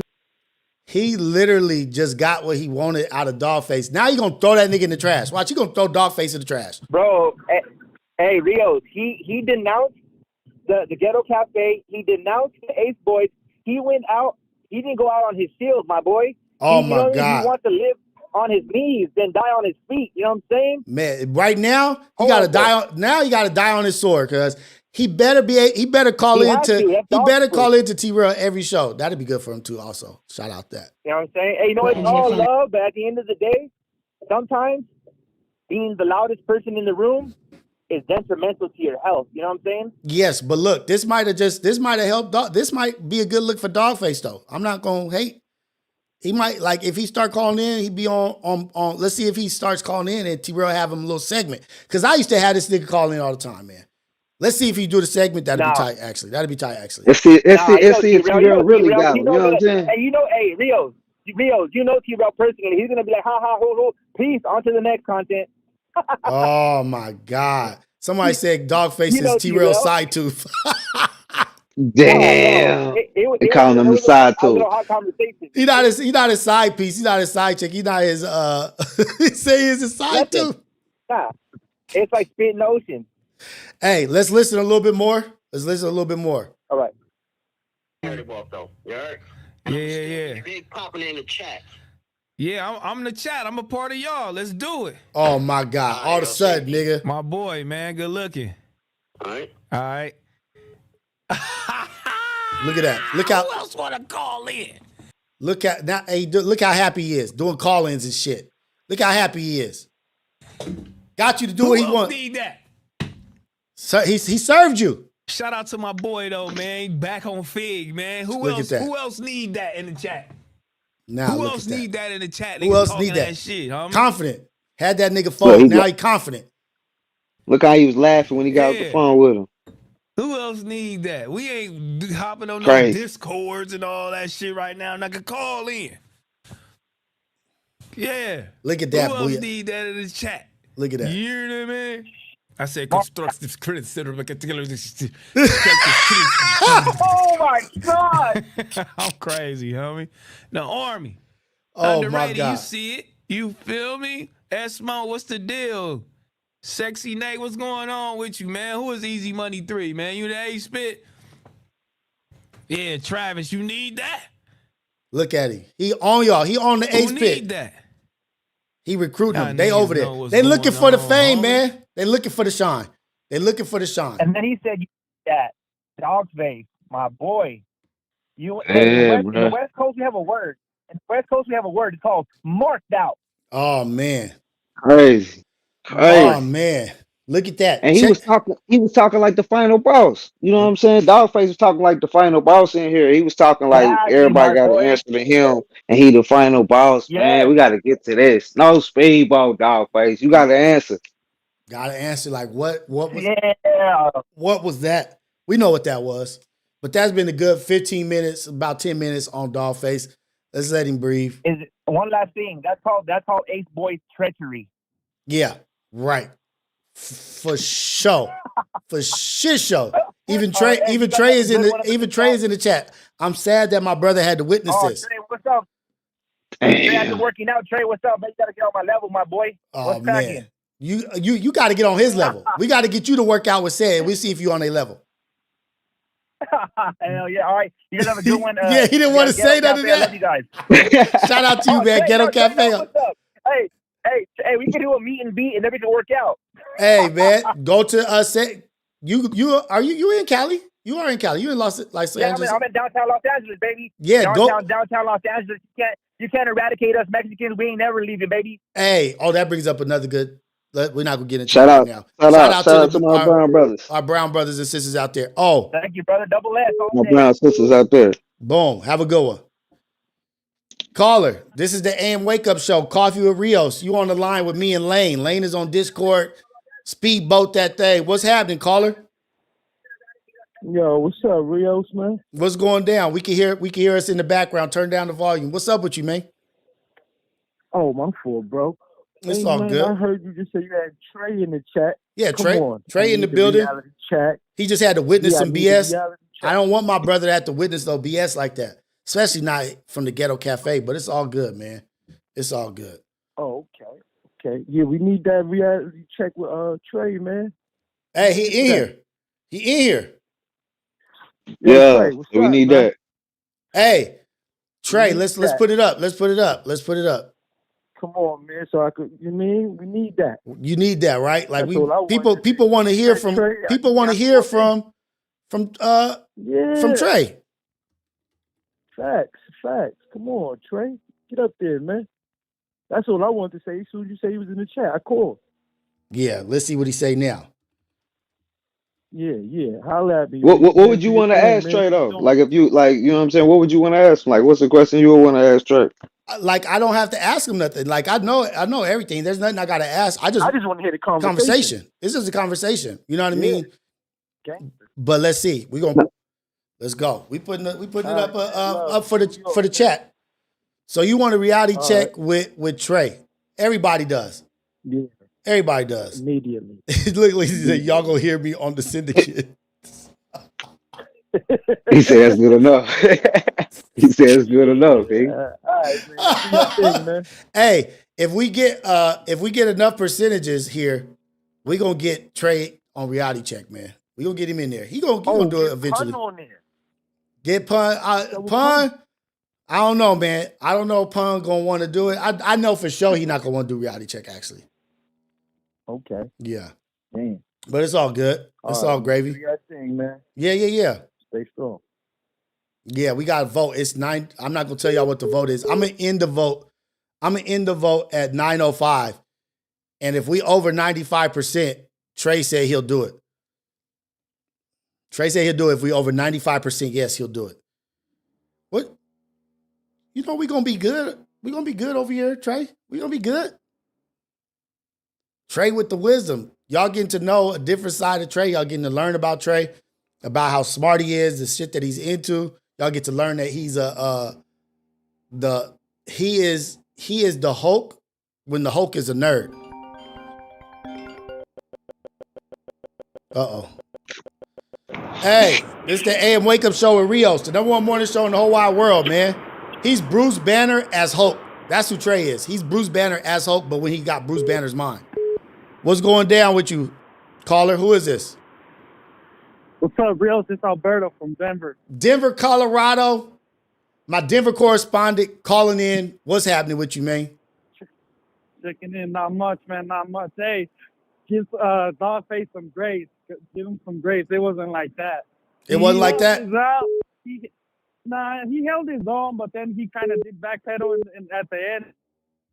Hey, we got him on the line right now. But Are you from New York, bro? Are you from New York? Oh, why is it making that noise? Hold on.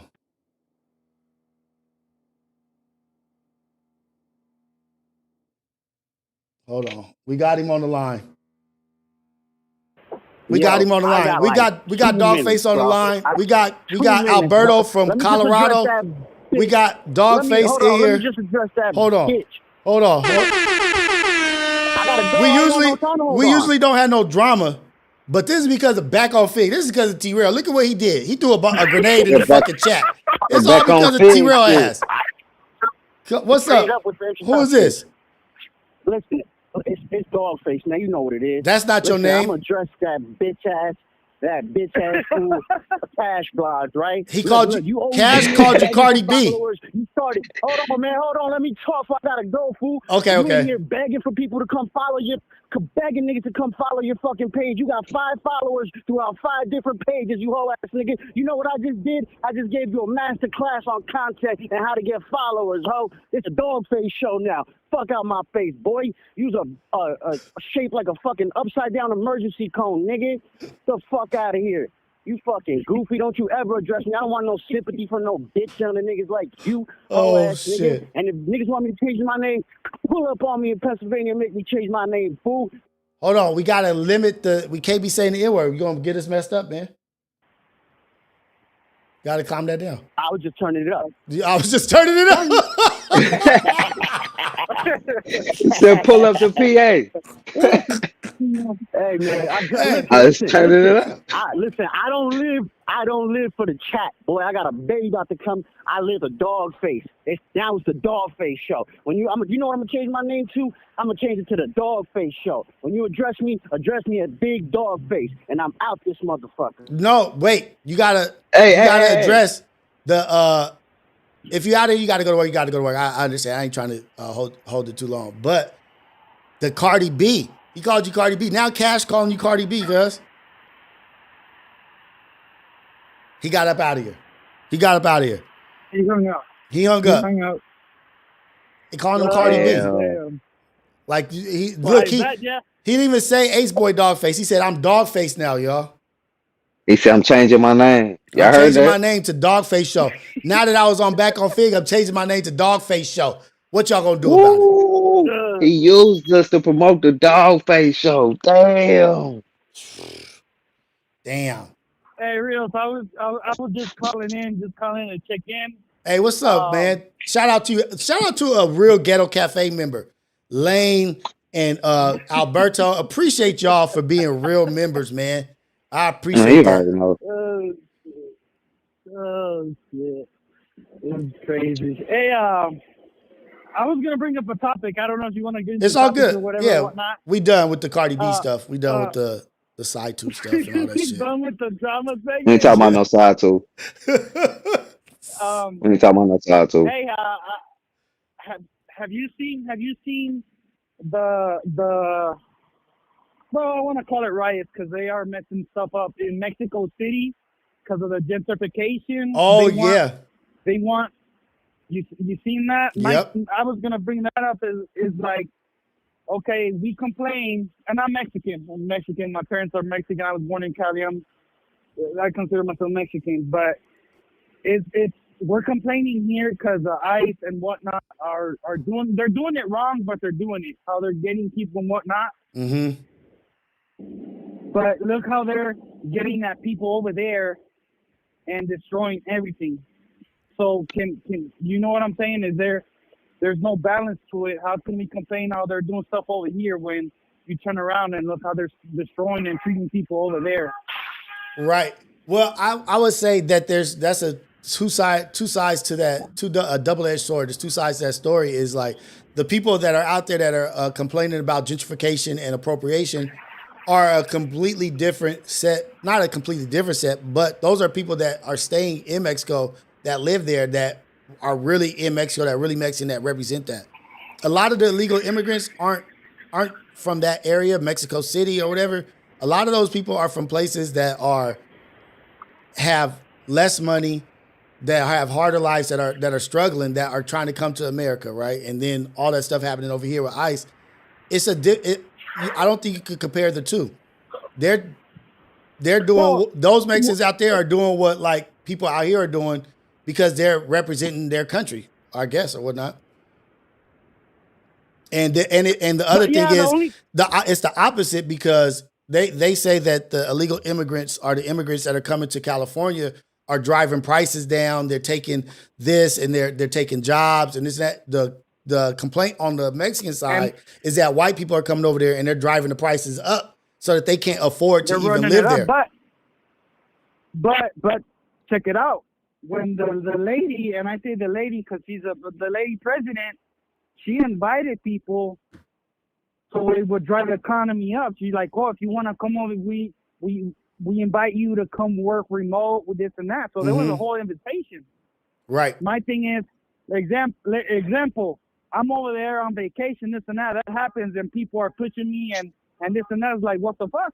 Oh, sorry. I'm spending. I'm over here. I was invited by the president, but then again, I'm being. You know what I'm saying? You're destroying your community to start, and you're messing with people. Yeah. So I would say the people are not going to always be aligned with what the government wants. You know what I mean? Like there's going to be times where it's like what you want to benefit you is going to benefit a certain group, but it's not going to benefit us, this class of people. This class of people are going to be pushed out because you're trying to raise the economy here so that it can look good for people to come visit and do what is that called? Tourism, to raise tourism. And it's happening in a lot of places. You know what I mean? Like in the home countries, it's happening in a lot of places. But I think it's a little bit flip side. It's a little bit opposite where what the argument is. Their argument is they're making it unaffordable. The argument here is that we're having to spend money on you and insurance and taxes and this and that. Like I don't know, man. It's two different stories, but I get what you're saying. But if the president is asking for that, just like the president here is trying to do what he's doing, it's a ton of people here that don't agree with what the president is doing. Just like it's a ton of people there probably not agreeing with what their president is doing. That's just politics, and that's just life. That's the reality of the situation. That's right. Did you see that one? Did you see that one reporter that told him, "Well, since you're trying to say kids can't get citizenship by the parents, this and that, and his wife is from somewhere else." And they're telling him, well, are you going to start with your own family and deport this? And he got the reporter kicked out of the room. Yeah.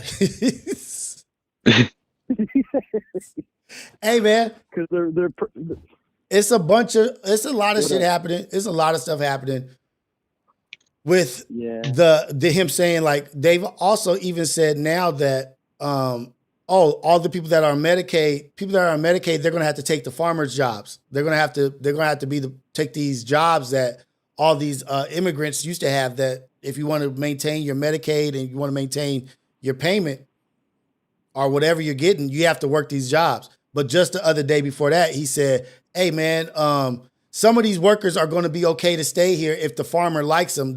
Basically, if the owner likes their slave, they can stay here. If they do a good job, work hard enough for their owner, if they work hard enough for the master, you might earn your citizenship. Damn.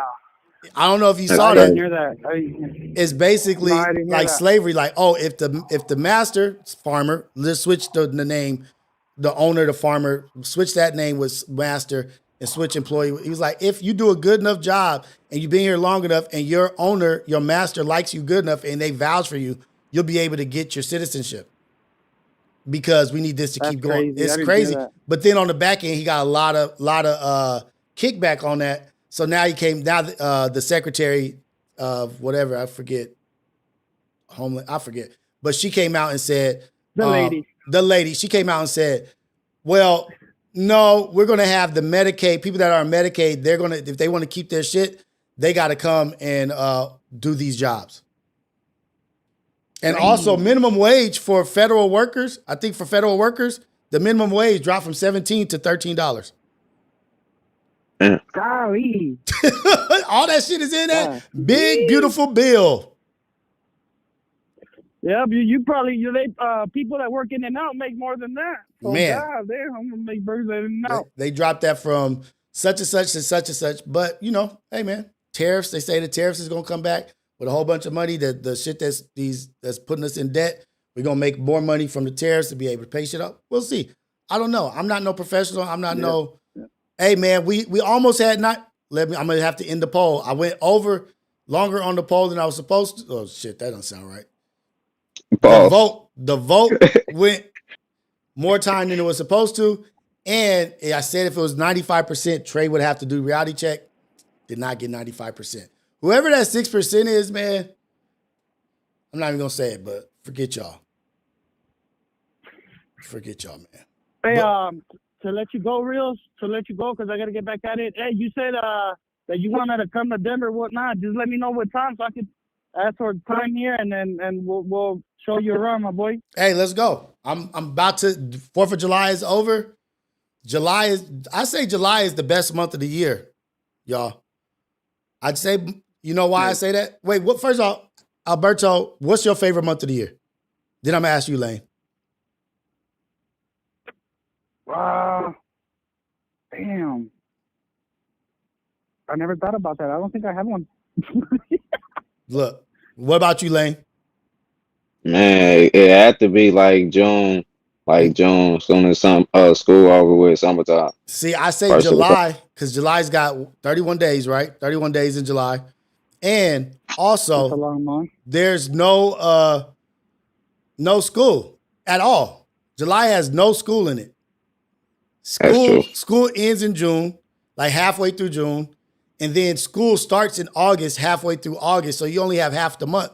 July is like the only month that is untouched by school, and you can have your complete 31 days of family time. You know what I mean? Without having to deal with school, whatever. Unless they go into summer school or whatever. But July, and I think July is the month if you work, if you get paid bi-weekly every 2 weeks, I think July is the month you get 3 checks. You get 3 checks. Yeah.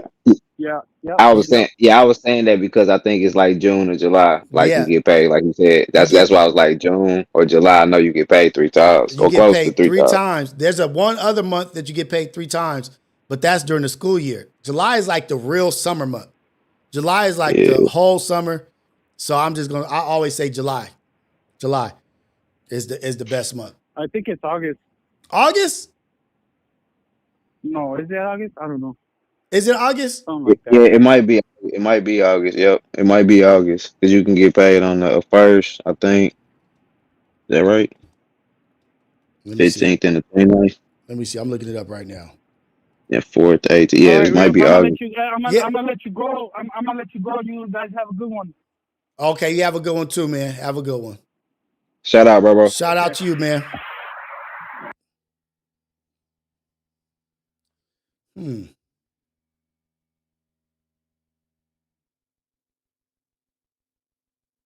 Yeah, August you can get paid 3 times if you get paid on the 1st. Every 2 weeks.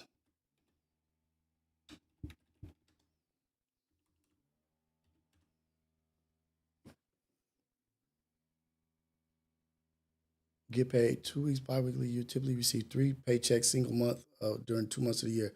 Specific months are, for the year example, your paycheck in January, you'll get 3 paychecks. In May and August, am I wrong? I thought it was July. Yeah, I was tripping. It was January. I said, what's the name? January. January. I don't know why I said and January. They say January and May. I thought it was July. Still, fuck it. I don't care what y'all say. July is the best month. Damn, I thought it was July. Must have been a bonus check that month or something. Somebody else check. August and October, whatever. July is still the best month, man. But shout out to you, Lane, man. I appreciate you for being on stage with us. If anybody else wants to come up, I haven't even went back to even check the Discord. My bad. Let me. Shout out to Bella. Shout out Bella. Oh, she just left. Damn it, Bella just left. Just Cash is in here. Cash, put your hand up if you want to come up. Shout out to you, Lane. Blessings to you and your family. Everything, man. Everything good coming your way. All right. Have a good one, brother. Already. Hey, y'all tap in to Speedboat That TV on IG and YouTube. Shout out to y'all though. Appreciate it. Boom. It's July and August. I'm getting no different information.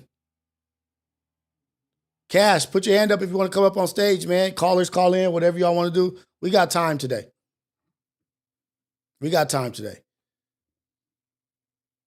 Damn, I can't believe y'all didn't vote for Trey. Y'all did 94%. All we needed was 95%, and we got cuz on the reality check.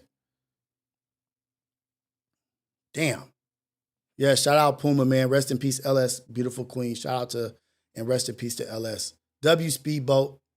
W Speedboat. Cash, put your hand up, man. Let me send the invite.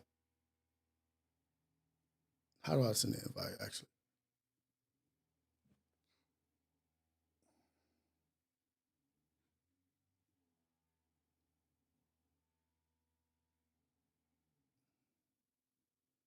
Yeah, I don't even know how to send the invite.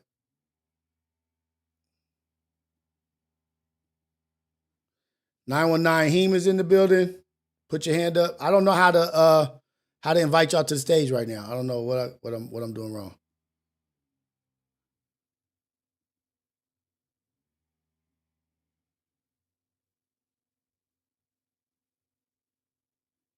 Oh, there we go.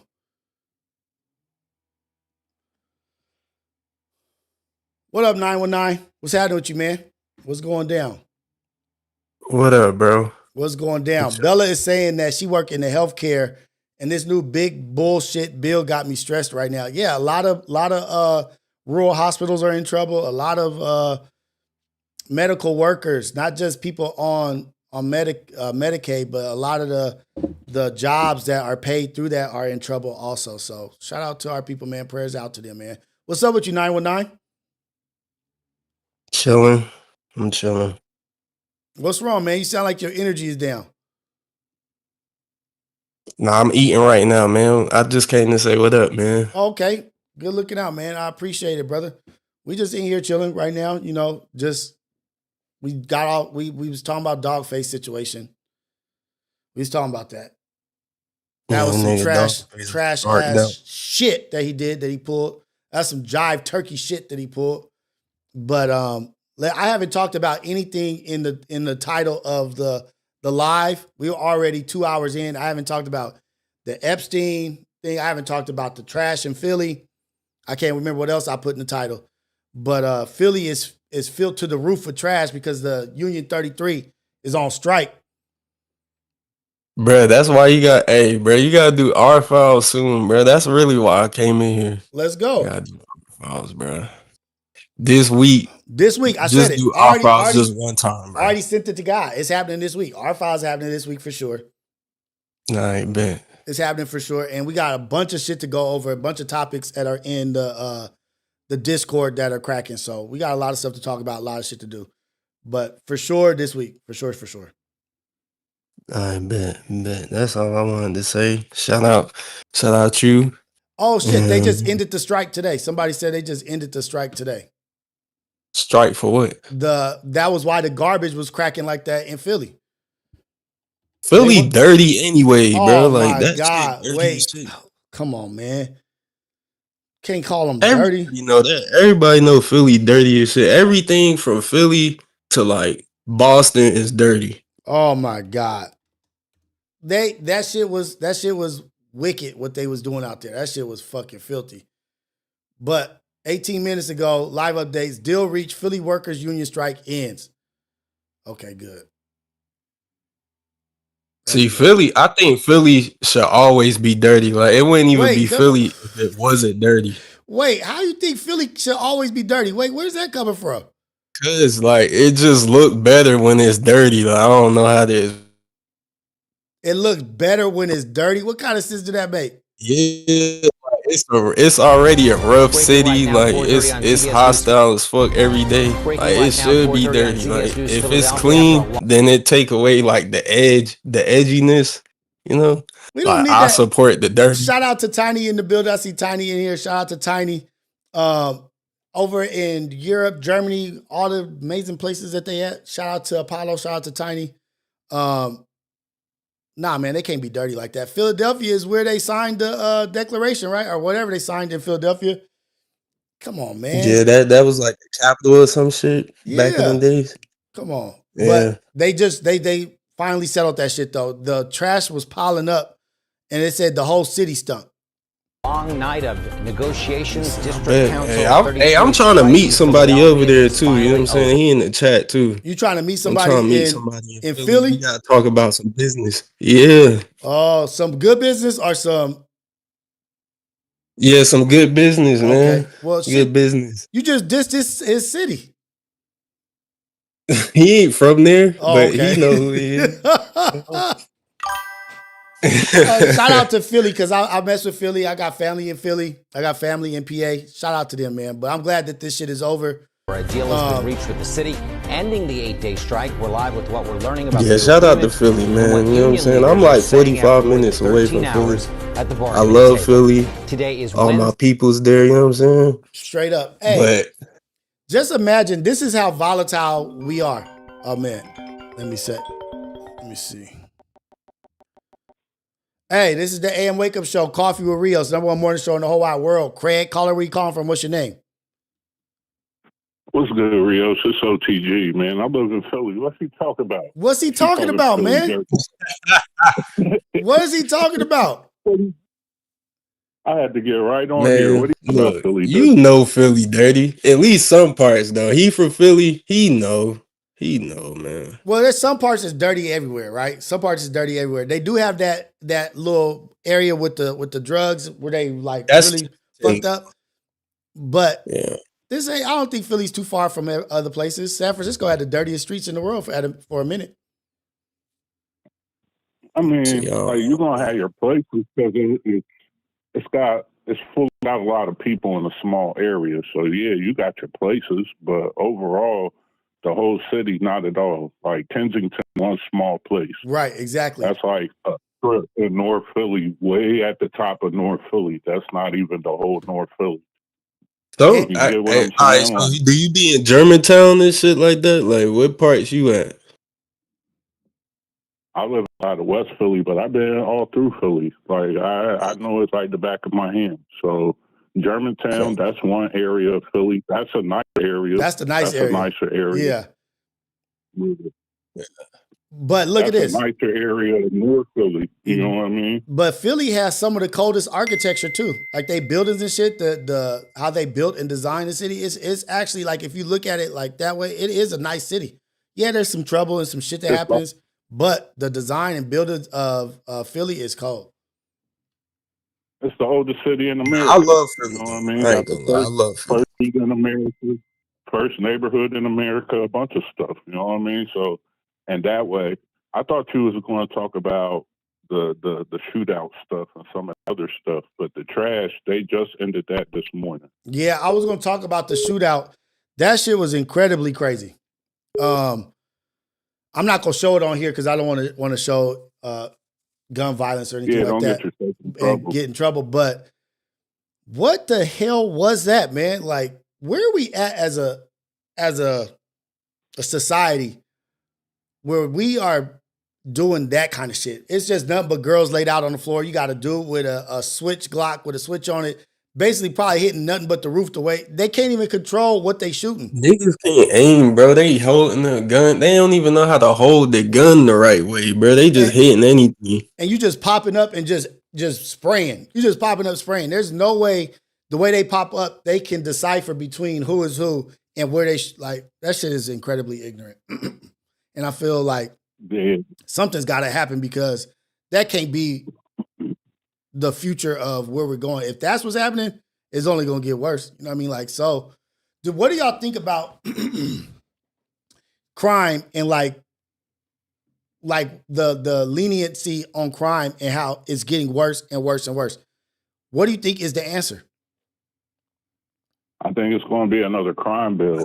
You know what I mean? Like, if you want to get to the conspiracies, it feels just like the 90s. Right. You know what I mean? So I live in Philly. Everybody in Philly is strapped. I moved here 15 years ago. And one thing that I loved about the city is it's not filled with gangs. It does have some pockets where there are gangs, but there's really not a lot of gangs in Philly. It's just really about blocks and different things like that, right?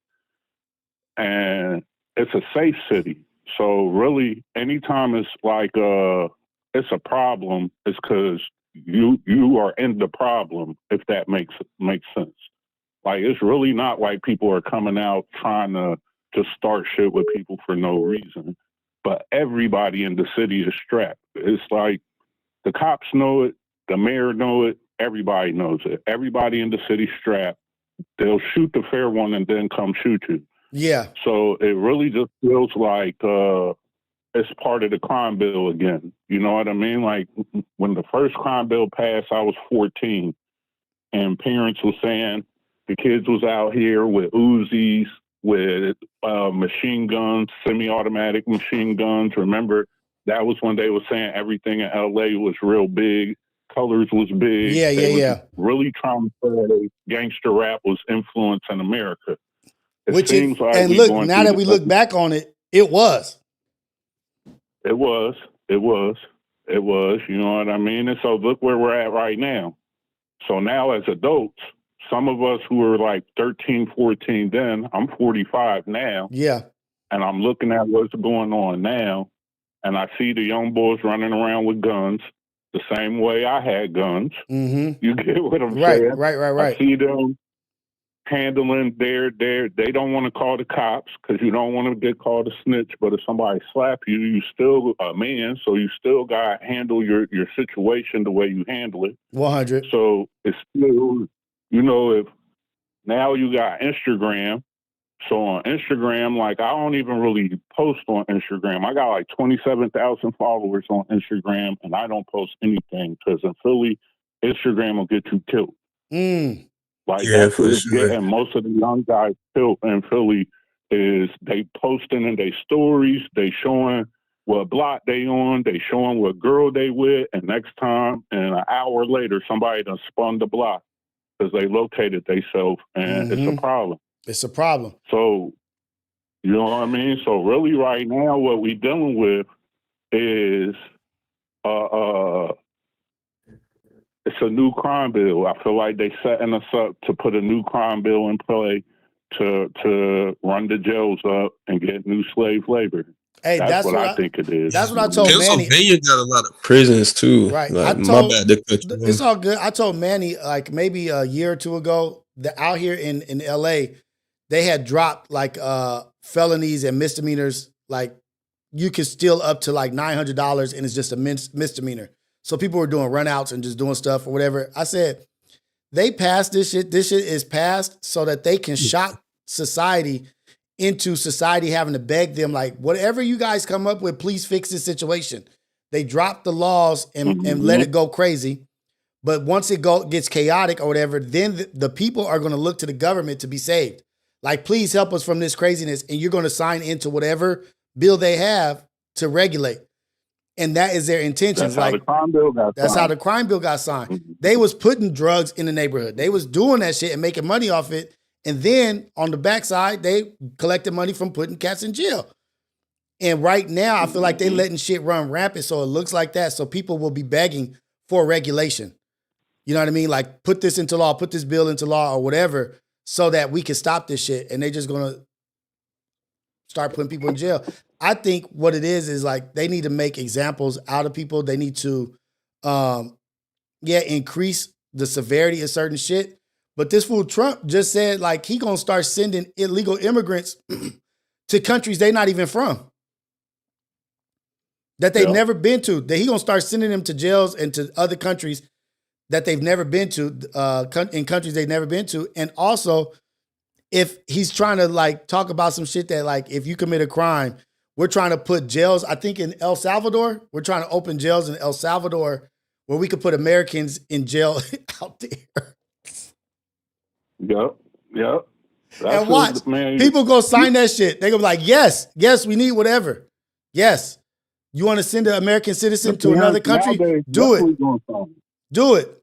Niggas nowadays definitely gonna sign it, bro, because they already got their attention someplace else. You know what I mean? Like they got platforms. They trying to be on the gram. They trying to still rap. They trying to sell clothes. They trying to do everything but be parents. Right.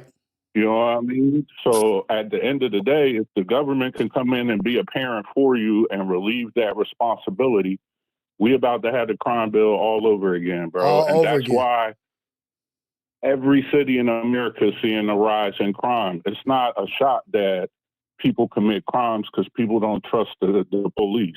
There's always going to be crime in the neighborhood because crime, there still needs to be organization even in the criminals. Yeah, for sure. So there's always going to be crime. You know what I'm saying? But when it gets this far out of whack, they letting it happen for a reason. And I think part of it is because a couple years back, people was trying to cut the funding for Defund the police. Remember Oh, y'all that? want to defund us? Yeah. Oh, you don't want us around? Okay, let's show y'all what is needed. And like, I'm gonna show y'all how bad this is. I'm gonna let it get bad. Then you guys are gonna come calling. Y'all bite the hand that feeds you. We're gonna teach y'all a lesson. And so look at what they did. As much as, and I said, this protest and shit ain't gonna do nothing. It ain't gonna help. You gotta, instead of being out there in the streets protesting, why don't y'all get together and figure out and sit down and figure out a real plan? Because guess what? They just went into MacArthur Park the other day.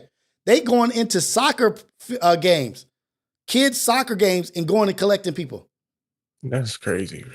But I think protesting works, bro. You just gotta have you gotta be organized. You gotta be. That's what I'm saying. There's no organization, and then they found out Soros was supporting and paying for a lot of these protests, but there's nobody sitting down like say, hey, this is where the head of ICE lives. This is his family. This, like, I don't want to say that because then I'm saying too much, but you're not even hitting them where it hurts. You just in the streets, just being whatever, chaotic.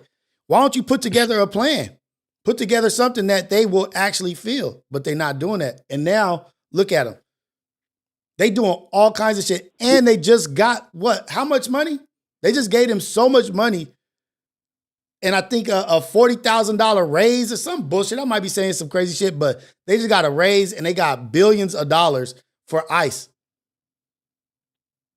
Yeah, Then they built the alligator Alcatraz. Then they find out the cat that owns the Lakers and Dodgers is invested in freaking camps for the immigrants. He's got money in those camps for immigrants. The dude who just bought the Lakers. Damn. He's the owner of the Dodgers. Who's the owner? Who's the Dodgers' number one fans? Not gonna lie, I thought Magic Johnson owned the Dodgers, bro. I'm out the loop. No, he owns a piece of the Dodgers. This dude is the owner. Like he tried to buy the what else did he try to buy? I think he tried to buy the Kings. He was trying to buy the Rams, everybody. He got a bunch of money. Yeah. But he's got money tied up in the encampments. And his number one supporter of his team is Mexicans. Go ahead. That's a whole nother conversation. Because think about all these different team owners and who mostly plays. Who buys the merchandise. We don't get no money for wearing the team's hats on all our videos. We don't even get free tickets to the games. Right. But we are the number one advertisers of jerseys, hats, everything, NBA, NFL, soccer, sports. And when it always boils down to it, none of these owners really mess with us. No. You know what I mean? Yeah. Black, brown, whatever. They not really messing with you. You know what I mean? Like they really utilizing you for a check. So the real conversation has to be, what are organization? It all comes back to organization. But my next thing is, what are we going to do when the numbers switch? Because right now we're in the midst of all of this. But, we also see that a certain group in America is having a birthing crisis, and that's part of why they having all of these crazy numbers. Right. And they're saying by 2032, America will be 50% mixed race, predominantly Hispanic, Black, and mixed race. Mm-hmm. You know what I mean? Which means either A, we will be running most of the government, so most of the rules that are in play will start to work in our favor because we'll be enforcing them rules. Mm-hmm. Or B, it'll still be mostly whites who are running the show for the majority of Black people. What do you think about that, bro, and how that's going to be? Well, I think what they're doing right now, they're trying to bottleneck that situation right now, right? Like they're getting rid of people, right? Like they're trying to get people out, move them wherever, stack their pockets. But the inevitable is the inevitable. And they're trying to give incentive for having babies, for this and that. Like, oh, you can do this. We got loans. We got, you get more money in taxes if you have this and that. Like they're trying to move in that direction. But what's about to happen is it's a caste system.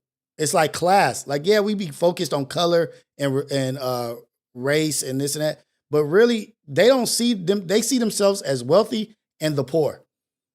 And how do we keep making money? How do we keep getting these defense contracts? How do we keep doing this? Oh, we have to depopulate here, depopulate there, or do this. They're going to do whatever it takes. And they're going to do that shit right in front of our face because, look, Trump's doing all this shit. If you like him or don't like him, whether agree or don't agree with him, look at how much shit he's done within the first year. For you or against you, whatever it is, he's doing something. He's completing his mission or whatever it is. Usually presidents wait to the last year to just do whatever. And he controls the Supreme Court and he controls the Senate. He get like all four branches or whatever, how many branches, he controls them. And he's getting shit passed. And the big, beautiful bill is a mother sucker. People are hurting. And it's just like, oh, well, let's move. Put in send in the National Guard. Give them more money. And we ain't ready for any kind of crisis. We can't even deal with 6 days of trash in Philly. With the system, when they shut down, they shut down one part of the system, everything is fucked. All they did was just shut the trash people just went on strike and they just had trash to the roof within a week. What do you think is going to happen when power and all this stuff? But that's where I think the power of the people come in, because just like where you say that with the trash, you know, inside of the city, a lot of people was upset because as soon as they stopped collecting the trash, guys went and got their trucks and for $10, $15 start picking up the old lady trash who couldn't make it to the trash spot. You get what I'm saying? But then the union started complaining about that though. The union started saying, hey man, you messing up our strike. You some scabs. Like they called the people who crossed the strike line, the union line, they're scabs because you're taking our jobs and you're making us unneeded. So they push back on that also. But when it comes down to it, they much rather us be decimated. They waiting for the minute till they can just like do some cold shit. Oh yeah, go ahead. Like we waiting for y'all to get mad. They've been doing things this whole time. They did COVID. They kept us in the house. They kept us over here, put this mask on. And we obliged and operated how they asked us. They're like, damn, what we got to do to make these cats act up so we could blow them to smithereens? Nothing. That's what I think the biggest trick of it all is, Rios, bro. As I get older, I realize like sometimes we feel like black people, brown people, and people across the world been put through the ringer in America. But in reality, we just dealing with some like you just said, we dealing with scabs who came through and are trying to control, like y'all say on and the FMW and the whole thing, they trying to control the narrative, right? Right. But once this number flips over and it switches, I think everything's going to change. And it really has to do, I think the real thing is how we treat each other. I think that's really where it's going to matter, and how black people respect Hispanic people, how even maybe Mexicans respect Cubans. And I think all of that's really going to be what carries us over, because there ain't nothing that these guys could do. They try to play with the weather. They wasn't skilled with that. They try to make robots to take over for us. They couldn't get that right.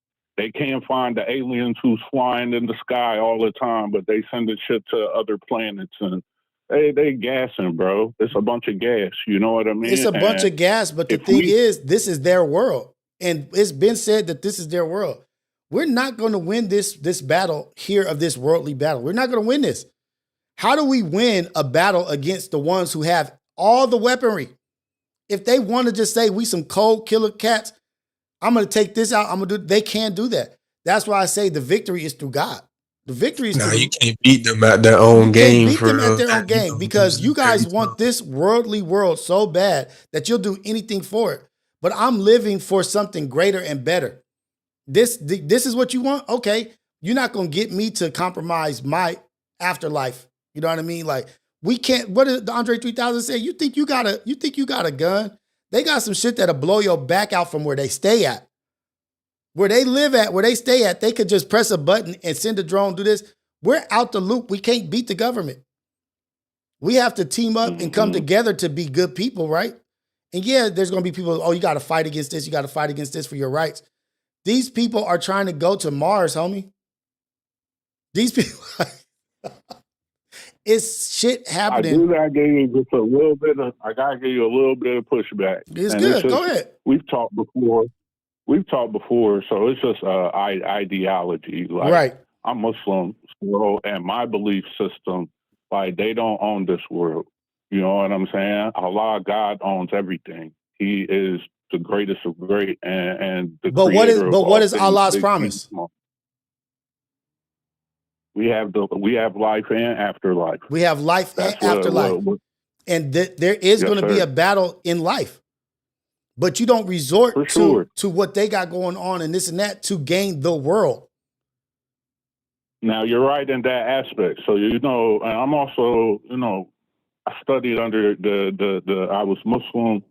I took my Shahada into Sunni Islam first, and then I'm a registered member of the Nation of Islam. Mm-hmm. So, sometimes. Shout out to you, brother. And that, I appreciate that, man. I try to limit how much I say that because it really is a war against the nation. And if you say it too much, it can mess people's stuff up without me saying too much. You get what I'm saying? Yeah. But I will say that you're definitely 100% right. We're taught that you got to know yourself, God, and the devil, and that you can't ever replicate being the devil to try to fight the devil. Right. That's probably the easiest way I could say it without saying too much. You get what I'm saying? Right. So you're 100% right with that. We're never going to beat the government trying to be the government. We're never going to beat the police trying to police the police. Like, there's certain things we're never going to do in that form and fashion. But all I wanted to say is I'm with you in a lot of other things. I just don't think that they own this world. I think the illusion they want us to have is that they own the world. So we replace them with God. So when I say they own the world, you get what I mean? They own the system that they built. You're right. That's the system that they built. They own that.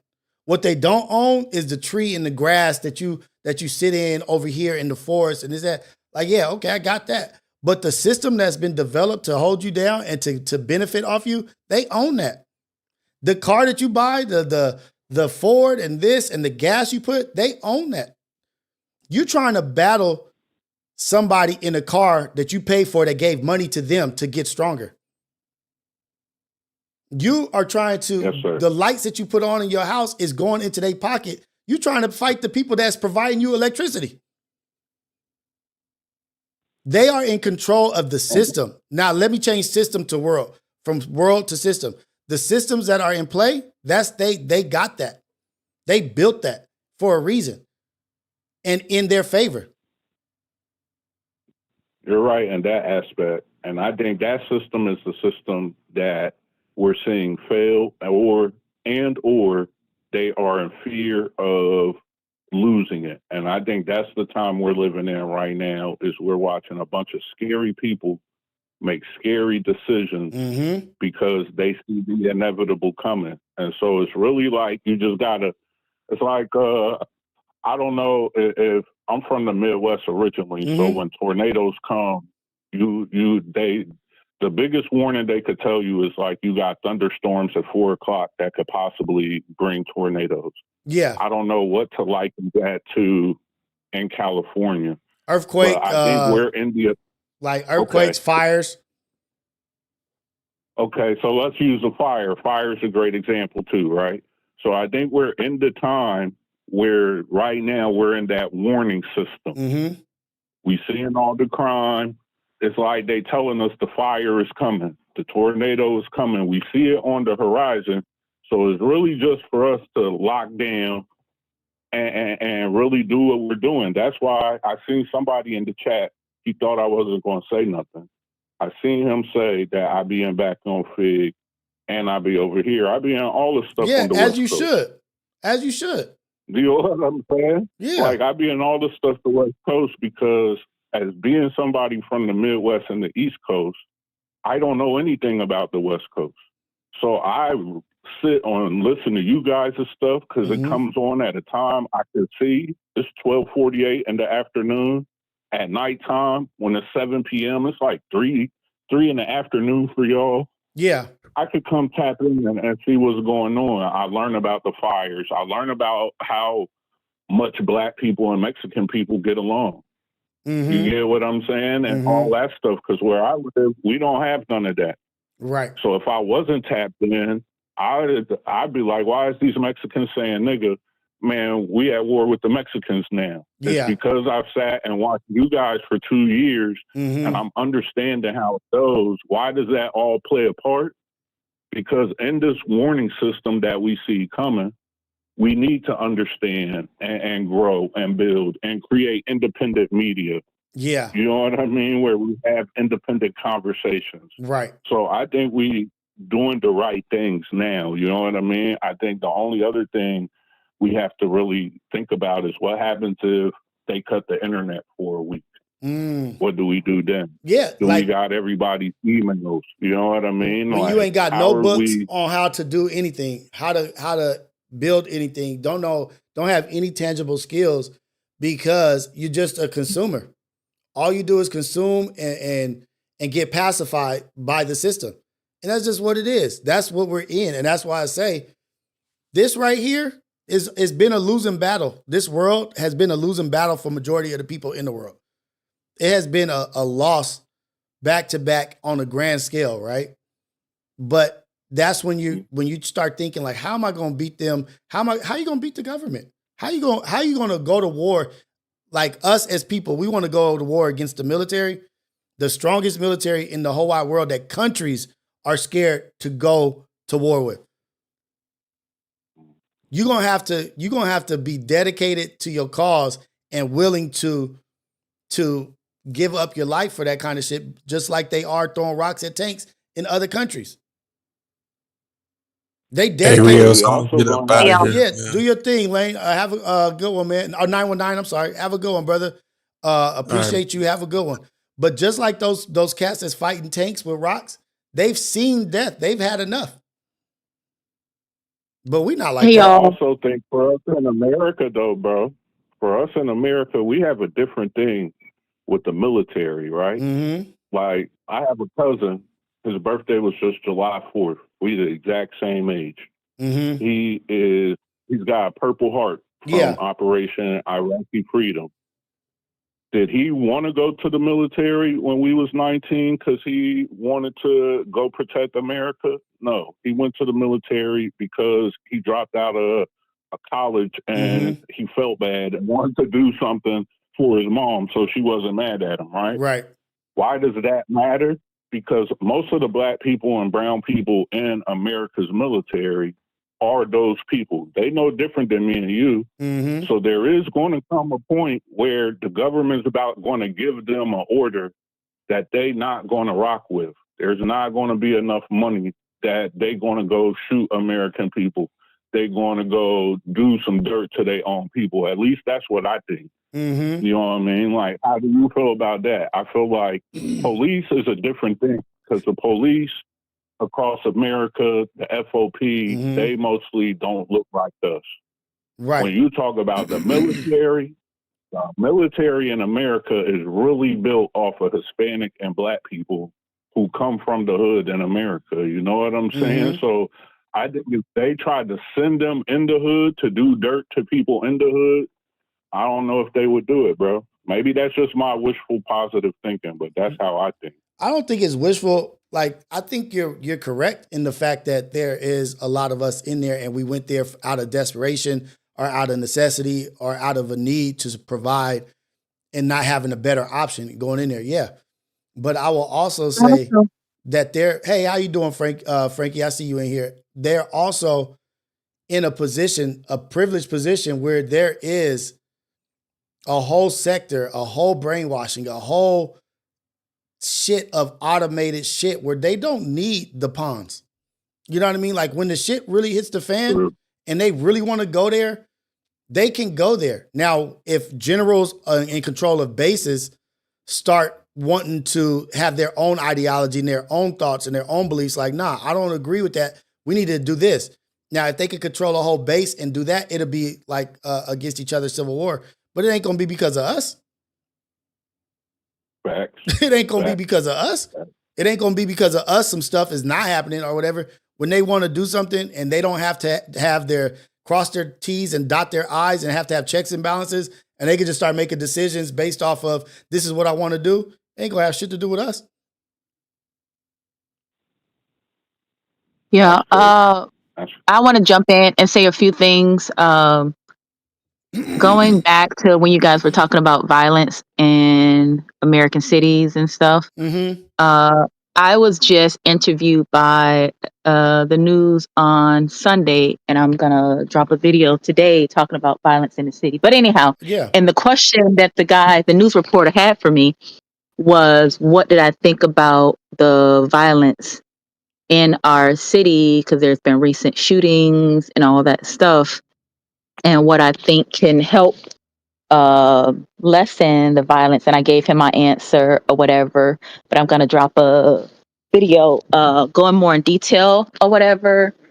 But I don't think, as you guys were saying, like violence is not, it's on the uptick everywhere. Because I think a lot of folks' hearts are just hardened. Like, just in general, we are less patient with each other. We are less loving. Everybody wants to be a crash out. Everybody wants to match somebody's energy. Nobody cares about grace anymore or being the bigger person. Now it's like, no, folks say stuff like we ain't our ancestors, we're gonna do this, we're gonna do that. And it's not just towards Black people, I mean just in general. Yeah. It's the cool thing to like, no, I'm gonna be petty, I'm gonna meet, whatever. And I'm it's gonna meet like, you at your level. Yeah. And I don't necessarily think that's a good thing. But I could just be, the small few people who don't believe or who don't think it's cool to match somebody's energy. Because if we're all like meeting people at the lowest level, then Well, I would say to that, if you're meeting people at their lowest level and you're operating in their energy and their level, then you're not accomplishing your mission. Now you're being reactive to what they want. You're not going to accomplish what you want when you're meeting somebody down low, when you're supposed to be operating at a higher level and your end goal is this, to create this, to build this. By you reacting that way, you're taking away from your mission. So yeah. And we're setting the norm. Like that is like, and it's the cool thing to be, everybody hardened, everybody, like it's not cool anymore to be vulnerable or soft or forgiving or forgiving and all that stuff. So yeah, talking about the violence, also talking about the immigrants and stuff. As someone who is a naturalized citizen, um, who see stuff from different perspectives, as someone who grew up in I grew up in South Florida, and if anybody's from South Florida, y'all know that it's kind of a melting pot because there is a port of entry, so lots of immigrants and stuff. So I grew up around a whole bunch of different cultures, which is why I don't have a problem being around other cultures, even if I don't speak the language. Like I'm comfortable being in places like that. Mm-hmm.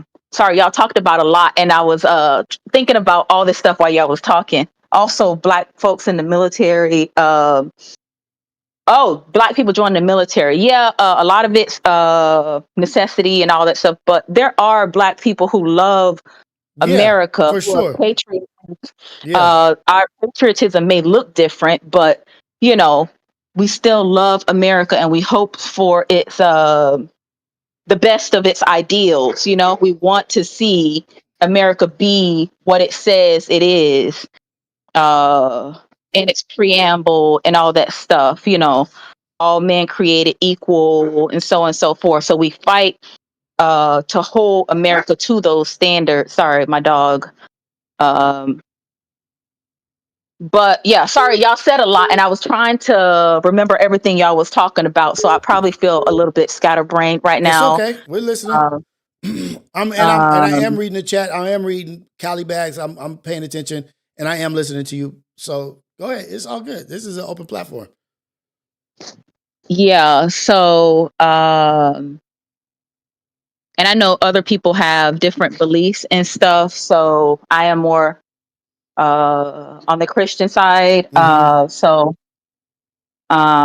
like I know, you know, I am to be in this world but not of it. And like I don't think it's my job to control what the military does, what the government does. I am supposed to, you know, do what I'm supposed to do. You know what I'm Right. saying? Like I Yeah. can't control outside entities. I can control what I can control, do what I'm supposed to do.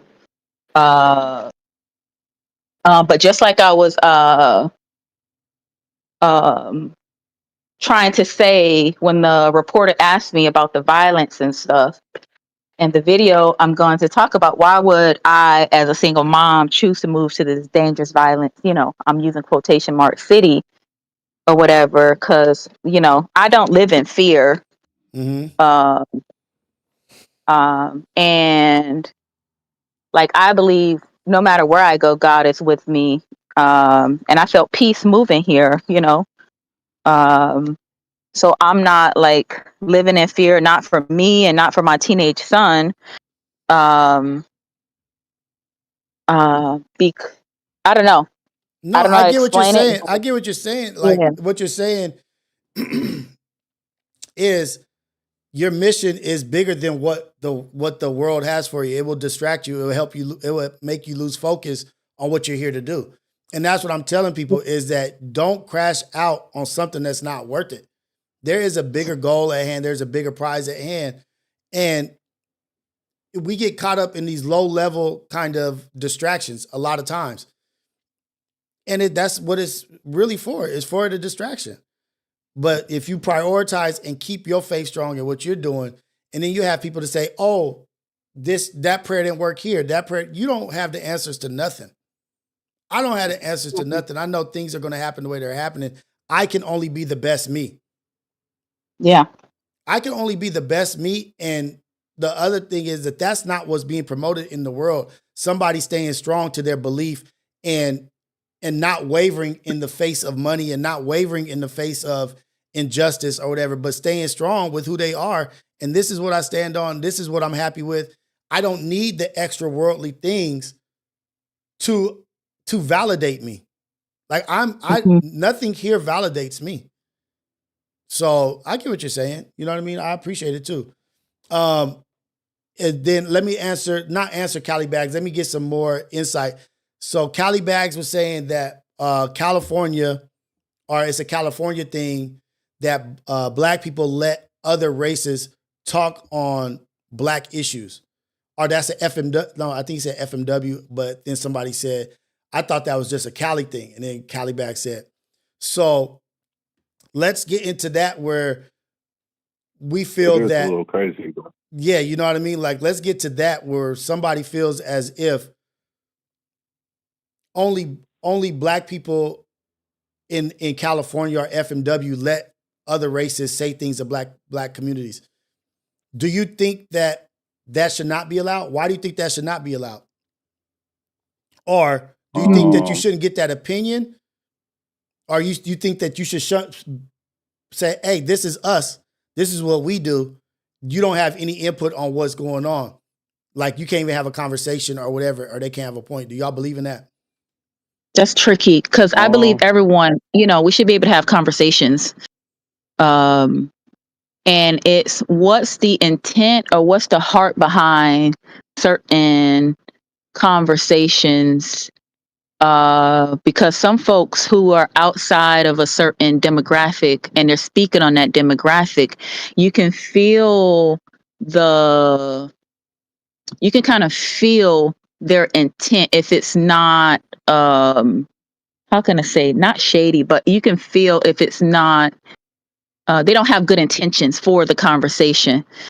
But as humanity, you know, there are conversations that we should be able to have, even if I'm not in a certain, I'm not in a, that's like me saying, you know, I'm not in the LGBTQ community, but if they felt some type of way about me having a conversation about certain things within that community, you know what I'm saying? Like, Yeah. will they, you know, possible, but I feel like, you know, if I have something, a topic that I want to discuss or whatever, like, should it be off limits to me because I'm not in that community? Right. But you know, it's, I wouldn't be having a conversation to denigrate, but you know, so I know it all depends for me because I'm willing to have conversations with people. Right. I'm willing to But have that's just conversations me. with people, and then he said FMW lets people say what they want or whatever. I don't know if I agree or disagree, but I can say this: like, we want to control what people say about us, but we don't even control us. We don't even have a place where we go to create and to build for us. But then we want to point our finger, be like, you can't say shit. You can't say nothing about, where is ours? I could drive in California. I could drive in Los Angeles for 10 minutes and be in a Mexican neighborhood for 10 minutes. I can't drive. I'm outside. I'm out of my black neighborhood in 30 seconds. It's a few blocks. It's a few this and that. But if you want like real world shit, like you want real world shit, you got to talk to people. You got to let people say what they're saying so that you can see where they're coming from and understand, like, this is how we're being looked at. Are we going to change for the better? Are we going to take initiative? Are we going to say, hey, that motherfucker had a good point. We need to build better, build stronger, and build infrastructure for ourselves? Or are we going to say, like Cali Bags, for us? Where? What? Can I tap in, bro? Yeah, go ahead, brother. Is this okay? Who's this? Is this? I'm still OTG. Okay, there you go. Let's go. Yeah, it's OTG in the chat. That's my name, but I changed my name to my real name, so it's Charles Paris in the chat. Okay.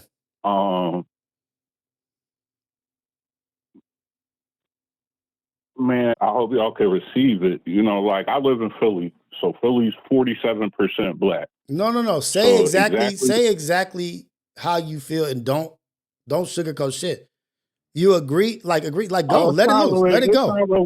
Go, let it go, let it rip. So it's not really about sugarcoating versus understanding that we live in two different parts of America.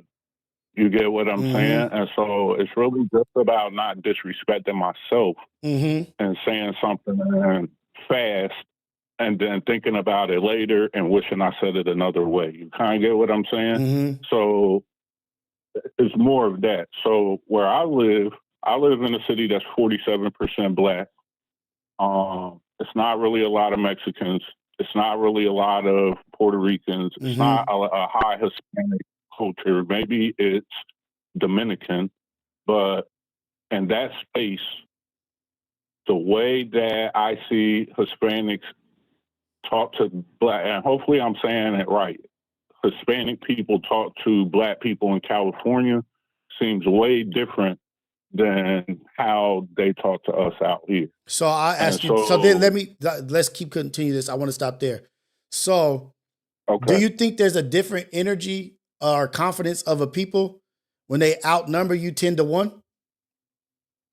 100%. And so I think, and I'm not saying that. I'm not saying that that's what the number. I'm not saying that's what the numbers is. That might be super exaggerated. But I just want to throw that into it and then let you continue. But I think that's what I learned from watching you guys' channel. So we talked about 10 minutes ago, 15 minutes ago, I said I've been watching for 2 years now. So one day I was watching T-Rail and I was just seeing how the Mexican people were in the chat just going crazy, just saying super disrespectful, wild stuff. And in my mind, I'm just like mind blown, like, how is this happening? So I Googled the demographics, and that's when I realized, like, black people are only 7% of the population in California. 7%, like maybe 7% in Los Angeles. Like, so once I understood that, I'm like, okay, I get a different understanding of why they're talking that way and why. But I think since we got that down, I think what people got to receive better is that people from other areas of America are saying, bro, that don't happen where I'm from. And I think long as that part of the conversation could be put in the conversation, because I think what tends to happen when we say that is then the chat attacks us and start calling us racist. Yeah. They start saying that we don't want the Hispanic people. They start saying all this crazy stuff. And because it's more Hispanic people who watch your channel, then it seems like they're right, when in reality, people are just really saying like, bro, I live in a part of America where we're not experiencing that. So it's not like it's different. And if it's different, I'm going to say it's different. You get what I'm saying? So when I see a Hispanic guy saying what Black American people need, what we need to do, are making demands, making demands of Black America also. Yeah. They're saying, you know what, niggas need to start doing this, or they got to start doing that. It start feeling funny, because it's like, bro, you can't speak for me. And then my kids' experience is different than your kids' experience. You get what I'm saying? 100%. Like, now you start getting into all these, you get into the weeds of things. And now if I start saying that, though, because we all men. So as a man, if I say to another man, like, yo, bro, you can't tell me that about my wife, my kids, or what's going on. Next thing you know, you might be in a chest puffing conversation. You get what I'm saying? Like, it's very rare that we actually get to have the space to talk, because normally we start bumping chests. You get what I mean? And that's natural between men. But I think that's really the major problem. It's like, I would never come out and tell Hispanics what they need to do with the immigration situation. I don't really know what to tell them. If they want me to go ride on somebody, holler at me. I'm with you. Right. If we going here at 8 o'clock tonight, I'll show up at 8 o'clock tonight. But to answer what you need to do for you and your family and your situation, I don't got the answers. And sometimes it feels weird that a lot of other people feel like they got the answers for Black people. You get what I'm saying? Exactly. And then it's like, so let me see. Then I'll ask another question so we can go a little bit deeper, dive a little deeper into this. So when does suggestion become demand? Like, are you demanding this? Or are you making a suggestion because you're making a suggestion through experience? Are you making a suggestion through experience, what you did, how you guys did this? Are you just telling us what needs to be done or what we need to do? And where does that comfort come from? Does that comfort come from us allowing that? Like Cali Bags is saying, the allowance is also there. The room for that allowance, that room for grace of giving and giving and giving, and not really demanding anything in return. But I think that's where we're at right now. Okay. So I think that's where you see the conversation about who started hip hop. Let's use that for an example, right? Right. Because that's a big conversation, and people are upset about that because they feel like saying Black Americans started hip hop is saying that other people didn't contribute. But contribution matters. Contribution is influential to how things go. But to say, let's say if I have a house, the framework of a house built, and it's built, it's all laid, but then you come and say, bro, you should use this material, or here, I'll help you. And then somebody else come and say, but you should make this kind of roof, here, I'll help you. You contributed to a product that is influential across the world. Oh, but that's the house, cold. the framework of the house is still there. You get what I'm saying? That's a great outlook, and that's a great analogy to think of. Like, okay, you're suggesting, but where's the sweat equity? Where's the action behind the word? But I think that's where we're at now, is that you got to take the ownership first, because it seems like it's everybody's. You know what I'm saying? It's like Debo and Red's bike. It's everybody's bike. Yeah, well, exactly. How can you tell somebody when they can ride it and can't ride it if it's everybody's? How can you say the value of what it is if it's everybody's? So what you got to do is take ownership of it. So what you're seeing Black people in America do right now, which is uncomfortable for a lot of people, is we are trying to take ownership back of the things in our culture that we let everybody else be in on. You get what I'm saying? So like that's where reactionary, you get like where we at, like, oh shit, we've let it go too far. It's almost getting out of hand. It's almost getting out of hand. If we don't take control now, it will be lost forever type shit. Well, it's super out of hand because right now when we say that, think about what we're saying about hip hop. We gotta, I'm independent. I've helped lots of artists get the attention of labels, but to me, that's never made sense. We own the product, then we go sell it to a person who can't create the product, who's not talented, but they just have money to advertise it to the world, right? We give it to them, and then they give us a piece back, right? So essentially, that's how they own us, is because we need money now. Right. It's the banking system and the credit system. We need money now. So here, take what I own now. Give me some money for it now, and I'll buy it back over time. Exactly. Well, we're at a time now where hip hop, we saying they could just plant somebody in there. We could go to sleep tonight, wake up tomorrow, and whoever they is in quotation marks could just put an artist in rap and make them pop. We've lost control over it. Exactly. You get what I'm saying? Right. Like we've lost control over R&B when they're saying Justin Bieber is the #1 R&B artist in the world. We've lost control over parts of the culture. You get what I'm saying? Like it's not the fact that it's too late. It's already happened. It's already happened. We're seeing now, it's already happened. But right now, because of technology, I'm in Philly talking to you in Cali. Right. We would have never met. You get what I Right. mean? Let alone been able to have this conversation, let alone be able to talk to however many people are in the chat and wherever they're from. So we already are bypassing the system with the tools that they gave us. We just got to kind of ride it out and make sure that in the conversations, to bring it full circle, that you got the right representation. You get what I mean? Right. Like, I think what all the guy was saying in the chat was, I've seen on FMW people say things like, I seen the bull say what he said about Tupac. That was crazy. That was crazy. That was just crazy to say. That was just crazy to say. You know what I'm saying? Hey, and then really not getting no pushback. No pushback. Something as outlandish as that, right? But the other thing is, this is, I think we also have to take into consideration or keep in the a variable in the equation or whatnot, that some of these people can be so uber focused on their narrative that they'll never see what you're saying.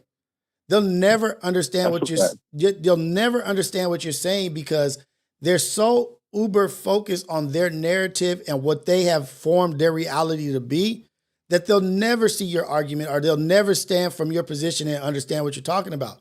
Those are the people that you have to watch out for and like steer clear of. Like, oh, you're so lost in your own sauce that you can't even be a benefit to your people, let alone my people. You know what I mean? But like, Rios, go ahead. It's not everybody's job though, right? Say it again. You know what I mean? Yeah. I would just say that's not everybody's job though, right? Right. You know what I'm saying? So I think that is where we get lost in the sauce with having these phones and being able to have platforms. Because not everybody needs to have a platform. You get what I'm saying? Yeah, right. Like not even do you think not even dissing or saying. Hold on, let him finish. Oh yeah. Sorry. Go ahead. That's all I was gonna say. Okay. That's all I was gonna say, bro. Go ahead, Frankie. And I was going to say, do you think the onus is on the people in the room to push back? Because it doesn't have to be a contentious conversation because I know I'm not like a huge music person. I'm not even going to pretend, but I did see what he's talking about. Mm-hmm. And the people in the room could have pushed back in a non-contentious way. Like they could have had that conversation in a calm, respectful, but stand your ground. Like, no, this is what it is. Like, I hear what you're saying, but that's inaccurate. These are the facts. But it was like they not to. I don't know if this So is lack of. let me ask you this then. So I'll ask you a question. Are we expecting somebody beyond the capabilities of what they've shown us as a viewer? Are we expecting something beyond the capability of what somebody has shown us to do? Like, do we expect this from this person and they've never shown us to do that? As a viewer, I'm not sure. but that's what I'm saying. Like, as a viewer, we kind of have to believe what we've been shown and where this energy is, or where they come from, or is this entertainment, or is this content, or is this a narrative, or is this a show where we expect these people to make these stances and to have a valid point about that? Is that what this is? Well, I'm not sure because the silence kind of seemed like agreement.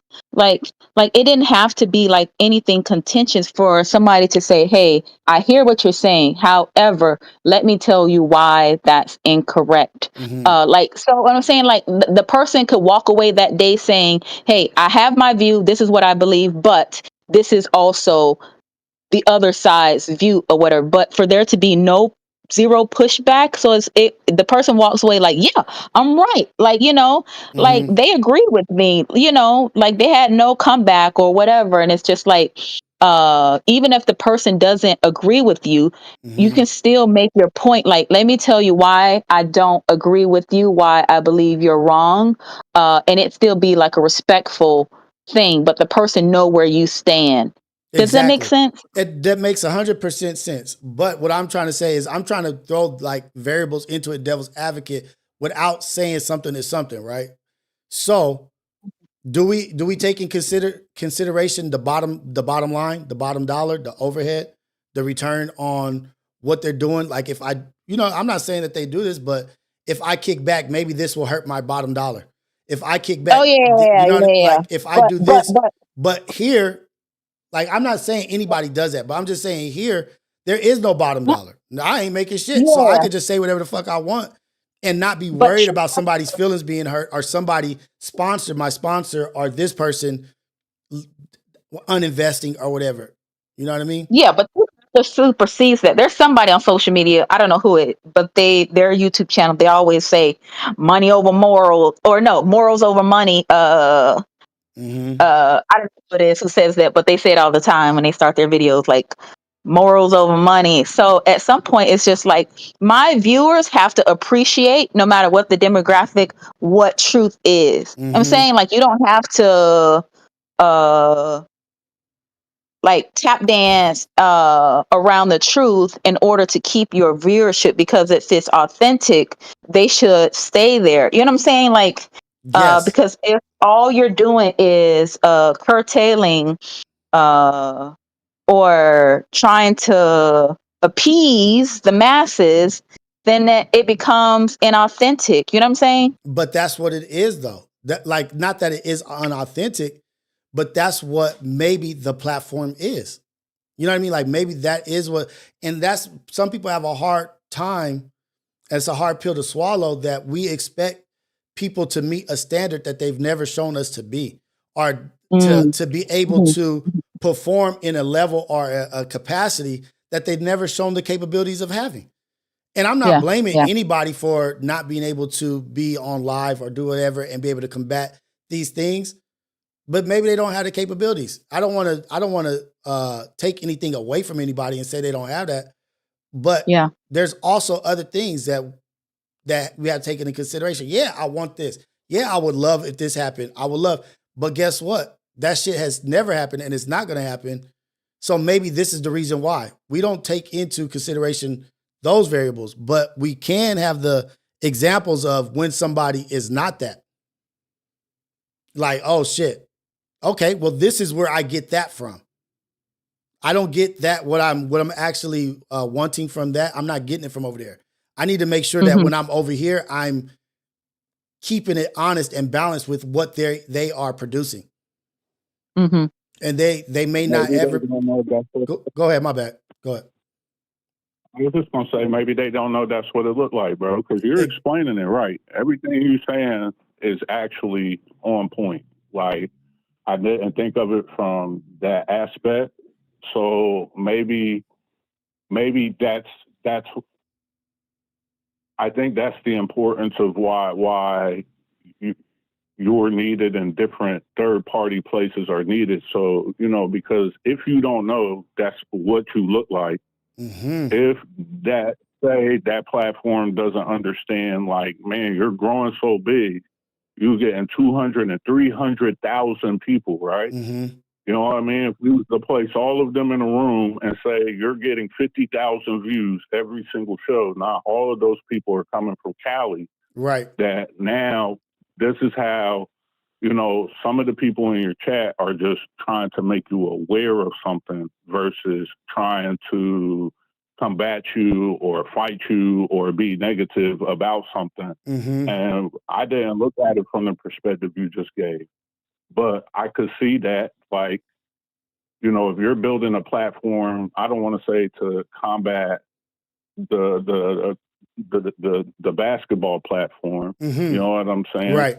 For Black and brown people to come to your space instead of that space, then I can see 100% why you may let some things slide. And I think the sister is right that they could have a non-contentious conversation, but in the moment, they might not know how to do that, especially if you've never been required to do that. You get what I'm saying? And to have an educated, solid, intelligent rebuttal.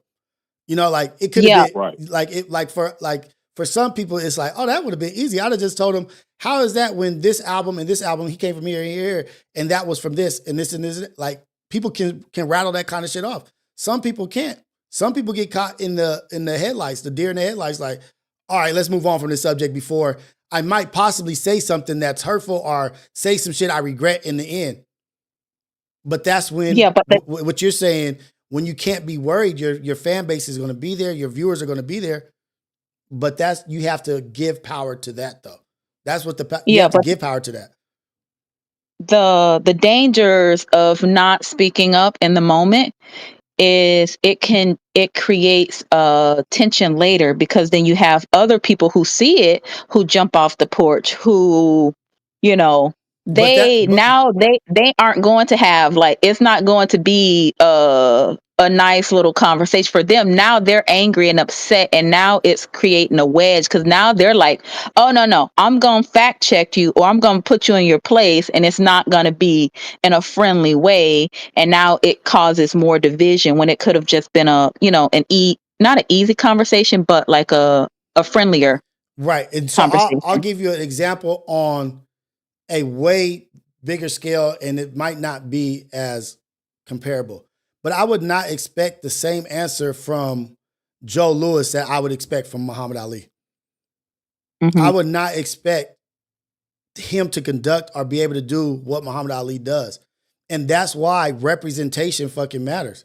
That's why more options and more opportunities to hear from different people that have different outlooks and different perspectives matter. We might be looking towards a straight comedian entertainment narrative content page for some shit that we expect on Rios's page. And you know what I mean? But I'm not saying or tooting my horn because I don't know shit either. But there are other platforms that we go to for that. If you want comedy, entertainment, and this to happen, that's where that goes.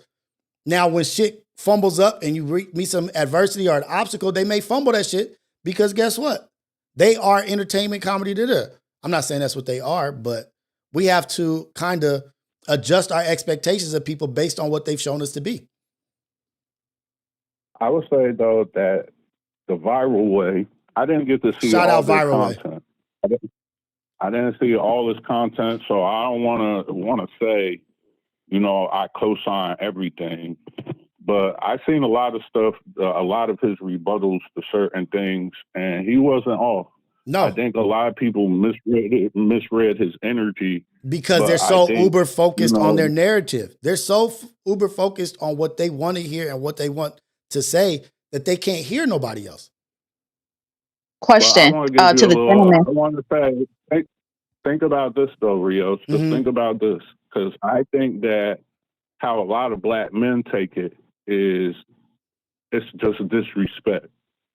It's not even about being uber focused, because even if you're focused on your narrative, right, you would still talk to another man respectfully. It's like if I was to get into a conversation with I'm from Illinois. I know a bunch of Mexican guys, right? There's certain stuff I'm not going to say.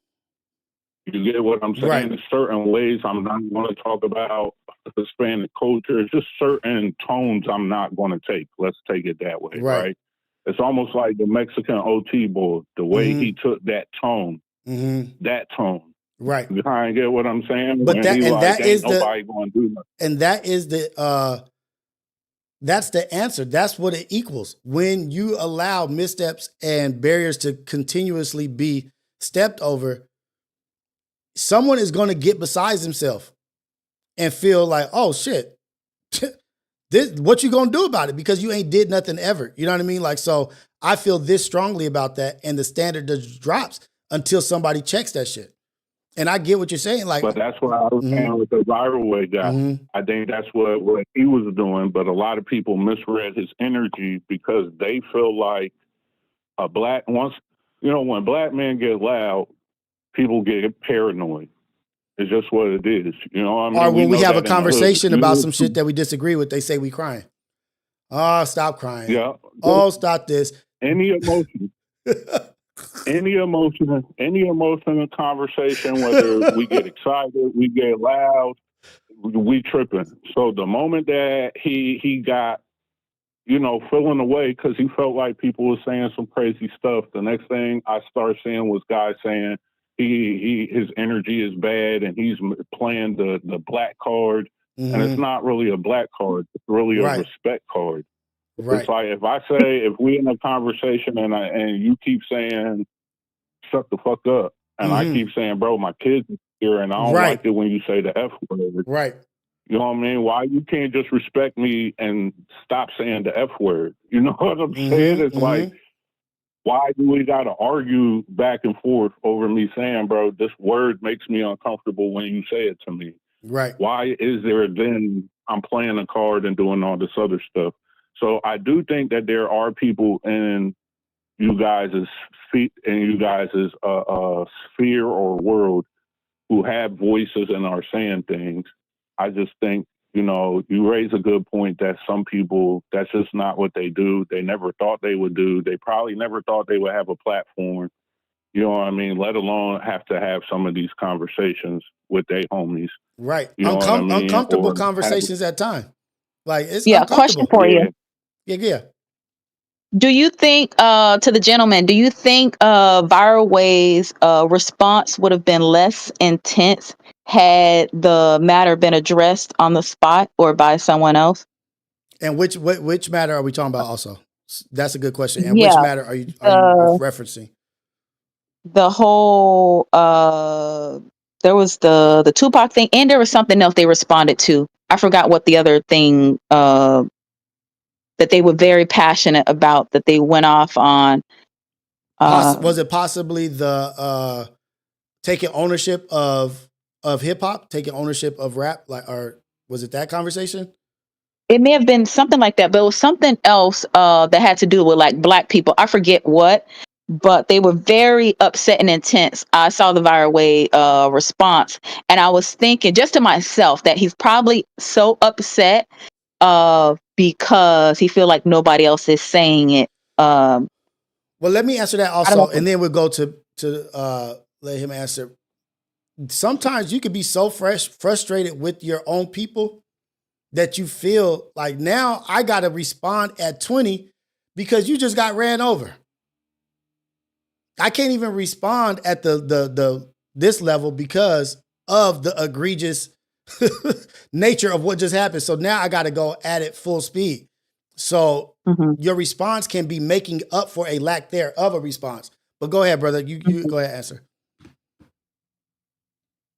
So her first question, I definitely think that he might not have been as upset, or he might have been. I think that's just how he talks. You know what I mean? So I think the way that he talks, he always sounds turned up. You know what I'm saying? But I think it would have probably went over better if somebody definitely said something in the moment. You know what I mean? Now to the second response, that was what I was talking about, where he was going back and forth with those guys who got they have a channel too. Hater World. And I had never seen them before. Yeah, I had never seen them before, and I ended up watching the guy's video, and he ended up saying he misspoke, but he wasn't going to apologize for misspeaking just because he didn't really like the way Viral Way was talking to him. And I could understand that on Man Time. That's pride and ego, though. That's pride and ego. Yeah, right. So pride and ego, I can understand that. But he also, what they said was just all the way wrong. And Viral Way was 100% right. And what he was saying, you know what I mean? Some people don't like the facts. Like, we might not like the truth, but the truth still is the truth. You get what I'm saying? Right. And I think, and a lot of the response that I seen, I think it was necessary what he said, because he is the only voice saying it. So it has to be so extreme too. That's what I was saying. But that's what I was saying. Like, sometimes you got to maximize your rebuttal or your response because the lack thereof response. Now, had whoever was in the platform, had they responded appropriately and efficiently enough, maybe Viral Way wouldn't even have to respond. Like, shit, the motherfucker did his job. He said exactly what needed to be said. I don't got to respond. Or he could say, on top of that, I would like to add to that response this as well. But because maybe there was nothing there, let y'all get all this right now. Facts, bro. But man, I want to jump off here. Yeah, man. Been a long time. I've been on here a long time. I want to say thank you. You guys are creating real dialogue and real conversations. You know what I'm saying? So I think that's needed. I didn't expect to be having this conversation in the middle afternoon with a guy from California. So I appreciate it. Gave me some things to think about, man. Let's go. Shout out to you, man. Shout out to everybody in the Ghetto Cafe. Shout out Frankie, because I'm going to get off here and get prepared for Relatable at 11 o'clock with Luck. So Relatable at 11 o'clock with Luck. Shoot, we've already gone 3 hours right now, 3 hours, 10 minutes. Now Rios about to hop in with the other podcast, the other stream with Luck called Relatable on Good Luck TV. So y'all stick around. In another 20 minutes, we're going to be on another podcast with Luck, another live stream with Luck called Relatable. So shout out to y'all, Ghetto Cafe. Y'all are everything. Y'all are so dope. Appreciate you guys for being open-minded, level-headed, and engaging and making an impact in the chat. You already know it's all love. Thank you, Cali Bags. Thank you, Sizzle Show, Wavy Carter, JC, O007, Charles Paris, Nando, Valerie. You guys are all dope, man. Without y'all, this doesn't happen. But let's continue to keep having these conversations and continue to create a space where we can discuss and conversate and have conversations about the uncomfortable shit and be completely honest with each other. We're not here to get some money or worried about this money being taken away. This is a place where we can do exactly what we're doing without having to worry about outside influence or this bias or this bias. Say what you want and we're going to talk about it. Shout out to y'all. All love. There was On Five said it was a snore fest, but guess what? He been in here 2 hours. Thank you, On Five, for looking at a snore fest for 2 hours. What an idiot. Thank you for having me, Rio. I feel like I jumped feet first into this. Hey, thank you. I don't know what kind of idiot watches a Snorefest for 2 hours, but it must be some kind of dumb marginal stuff going on in your brain. But shout out to y'all, man. It's all love. W Ghetto Cafe. Shout out to the marginal. Shout out to the delayed that will watch something that's a Snorefest for 2 hours. Thank you. Appreciate y'all. Go to Relatable on Good Luck TV. We out. Let's go.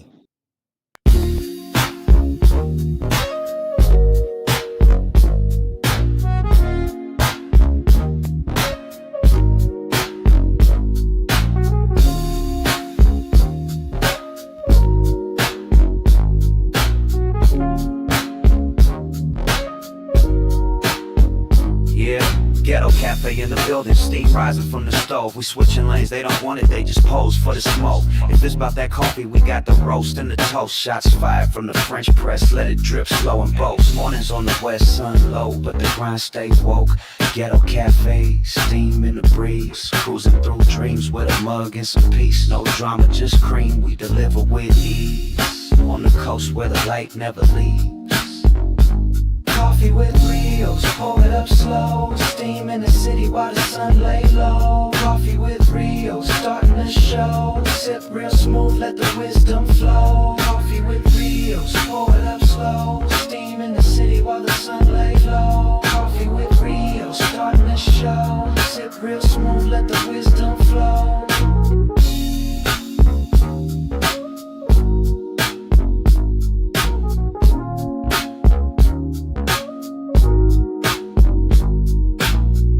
No drama, just cream, we deliver with ease. On the coast where the light never leaves. Coffee with Rios, pour it up slow. Steam in the city while the sun lay low. Coffee with Rios, starting the show. Sip real smooth, let the wisdom flow.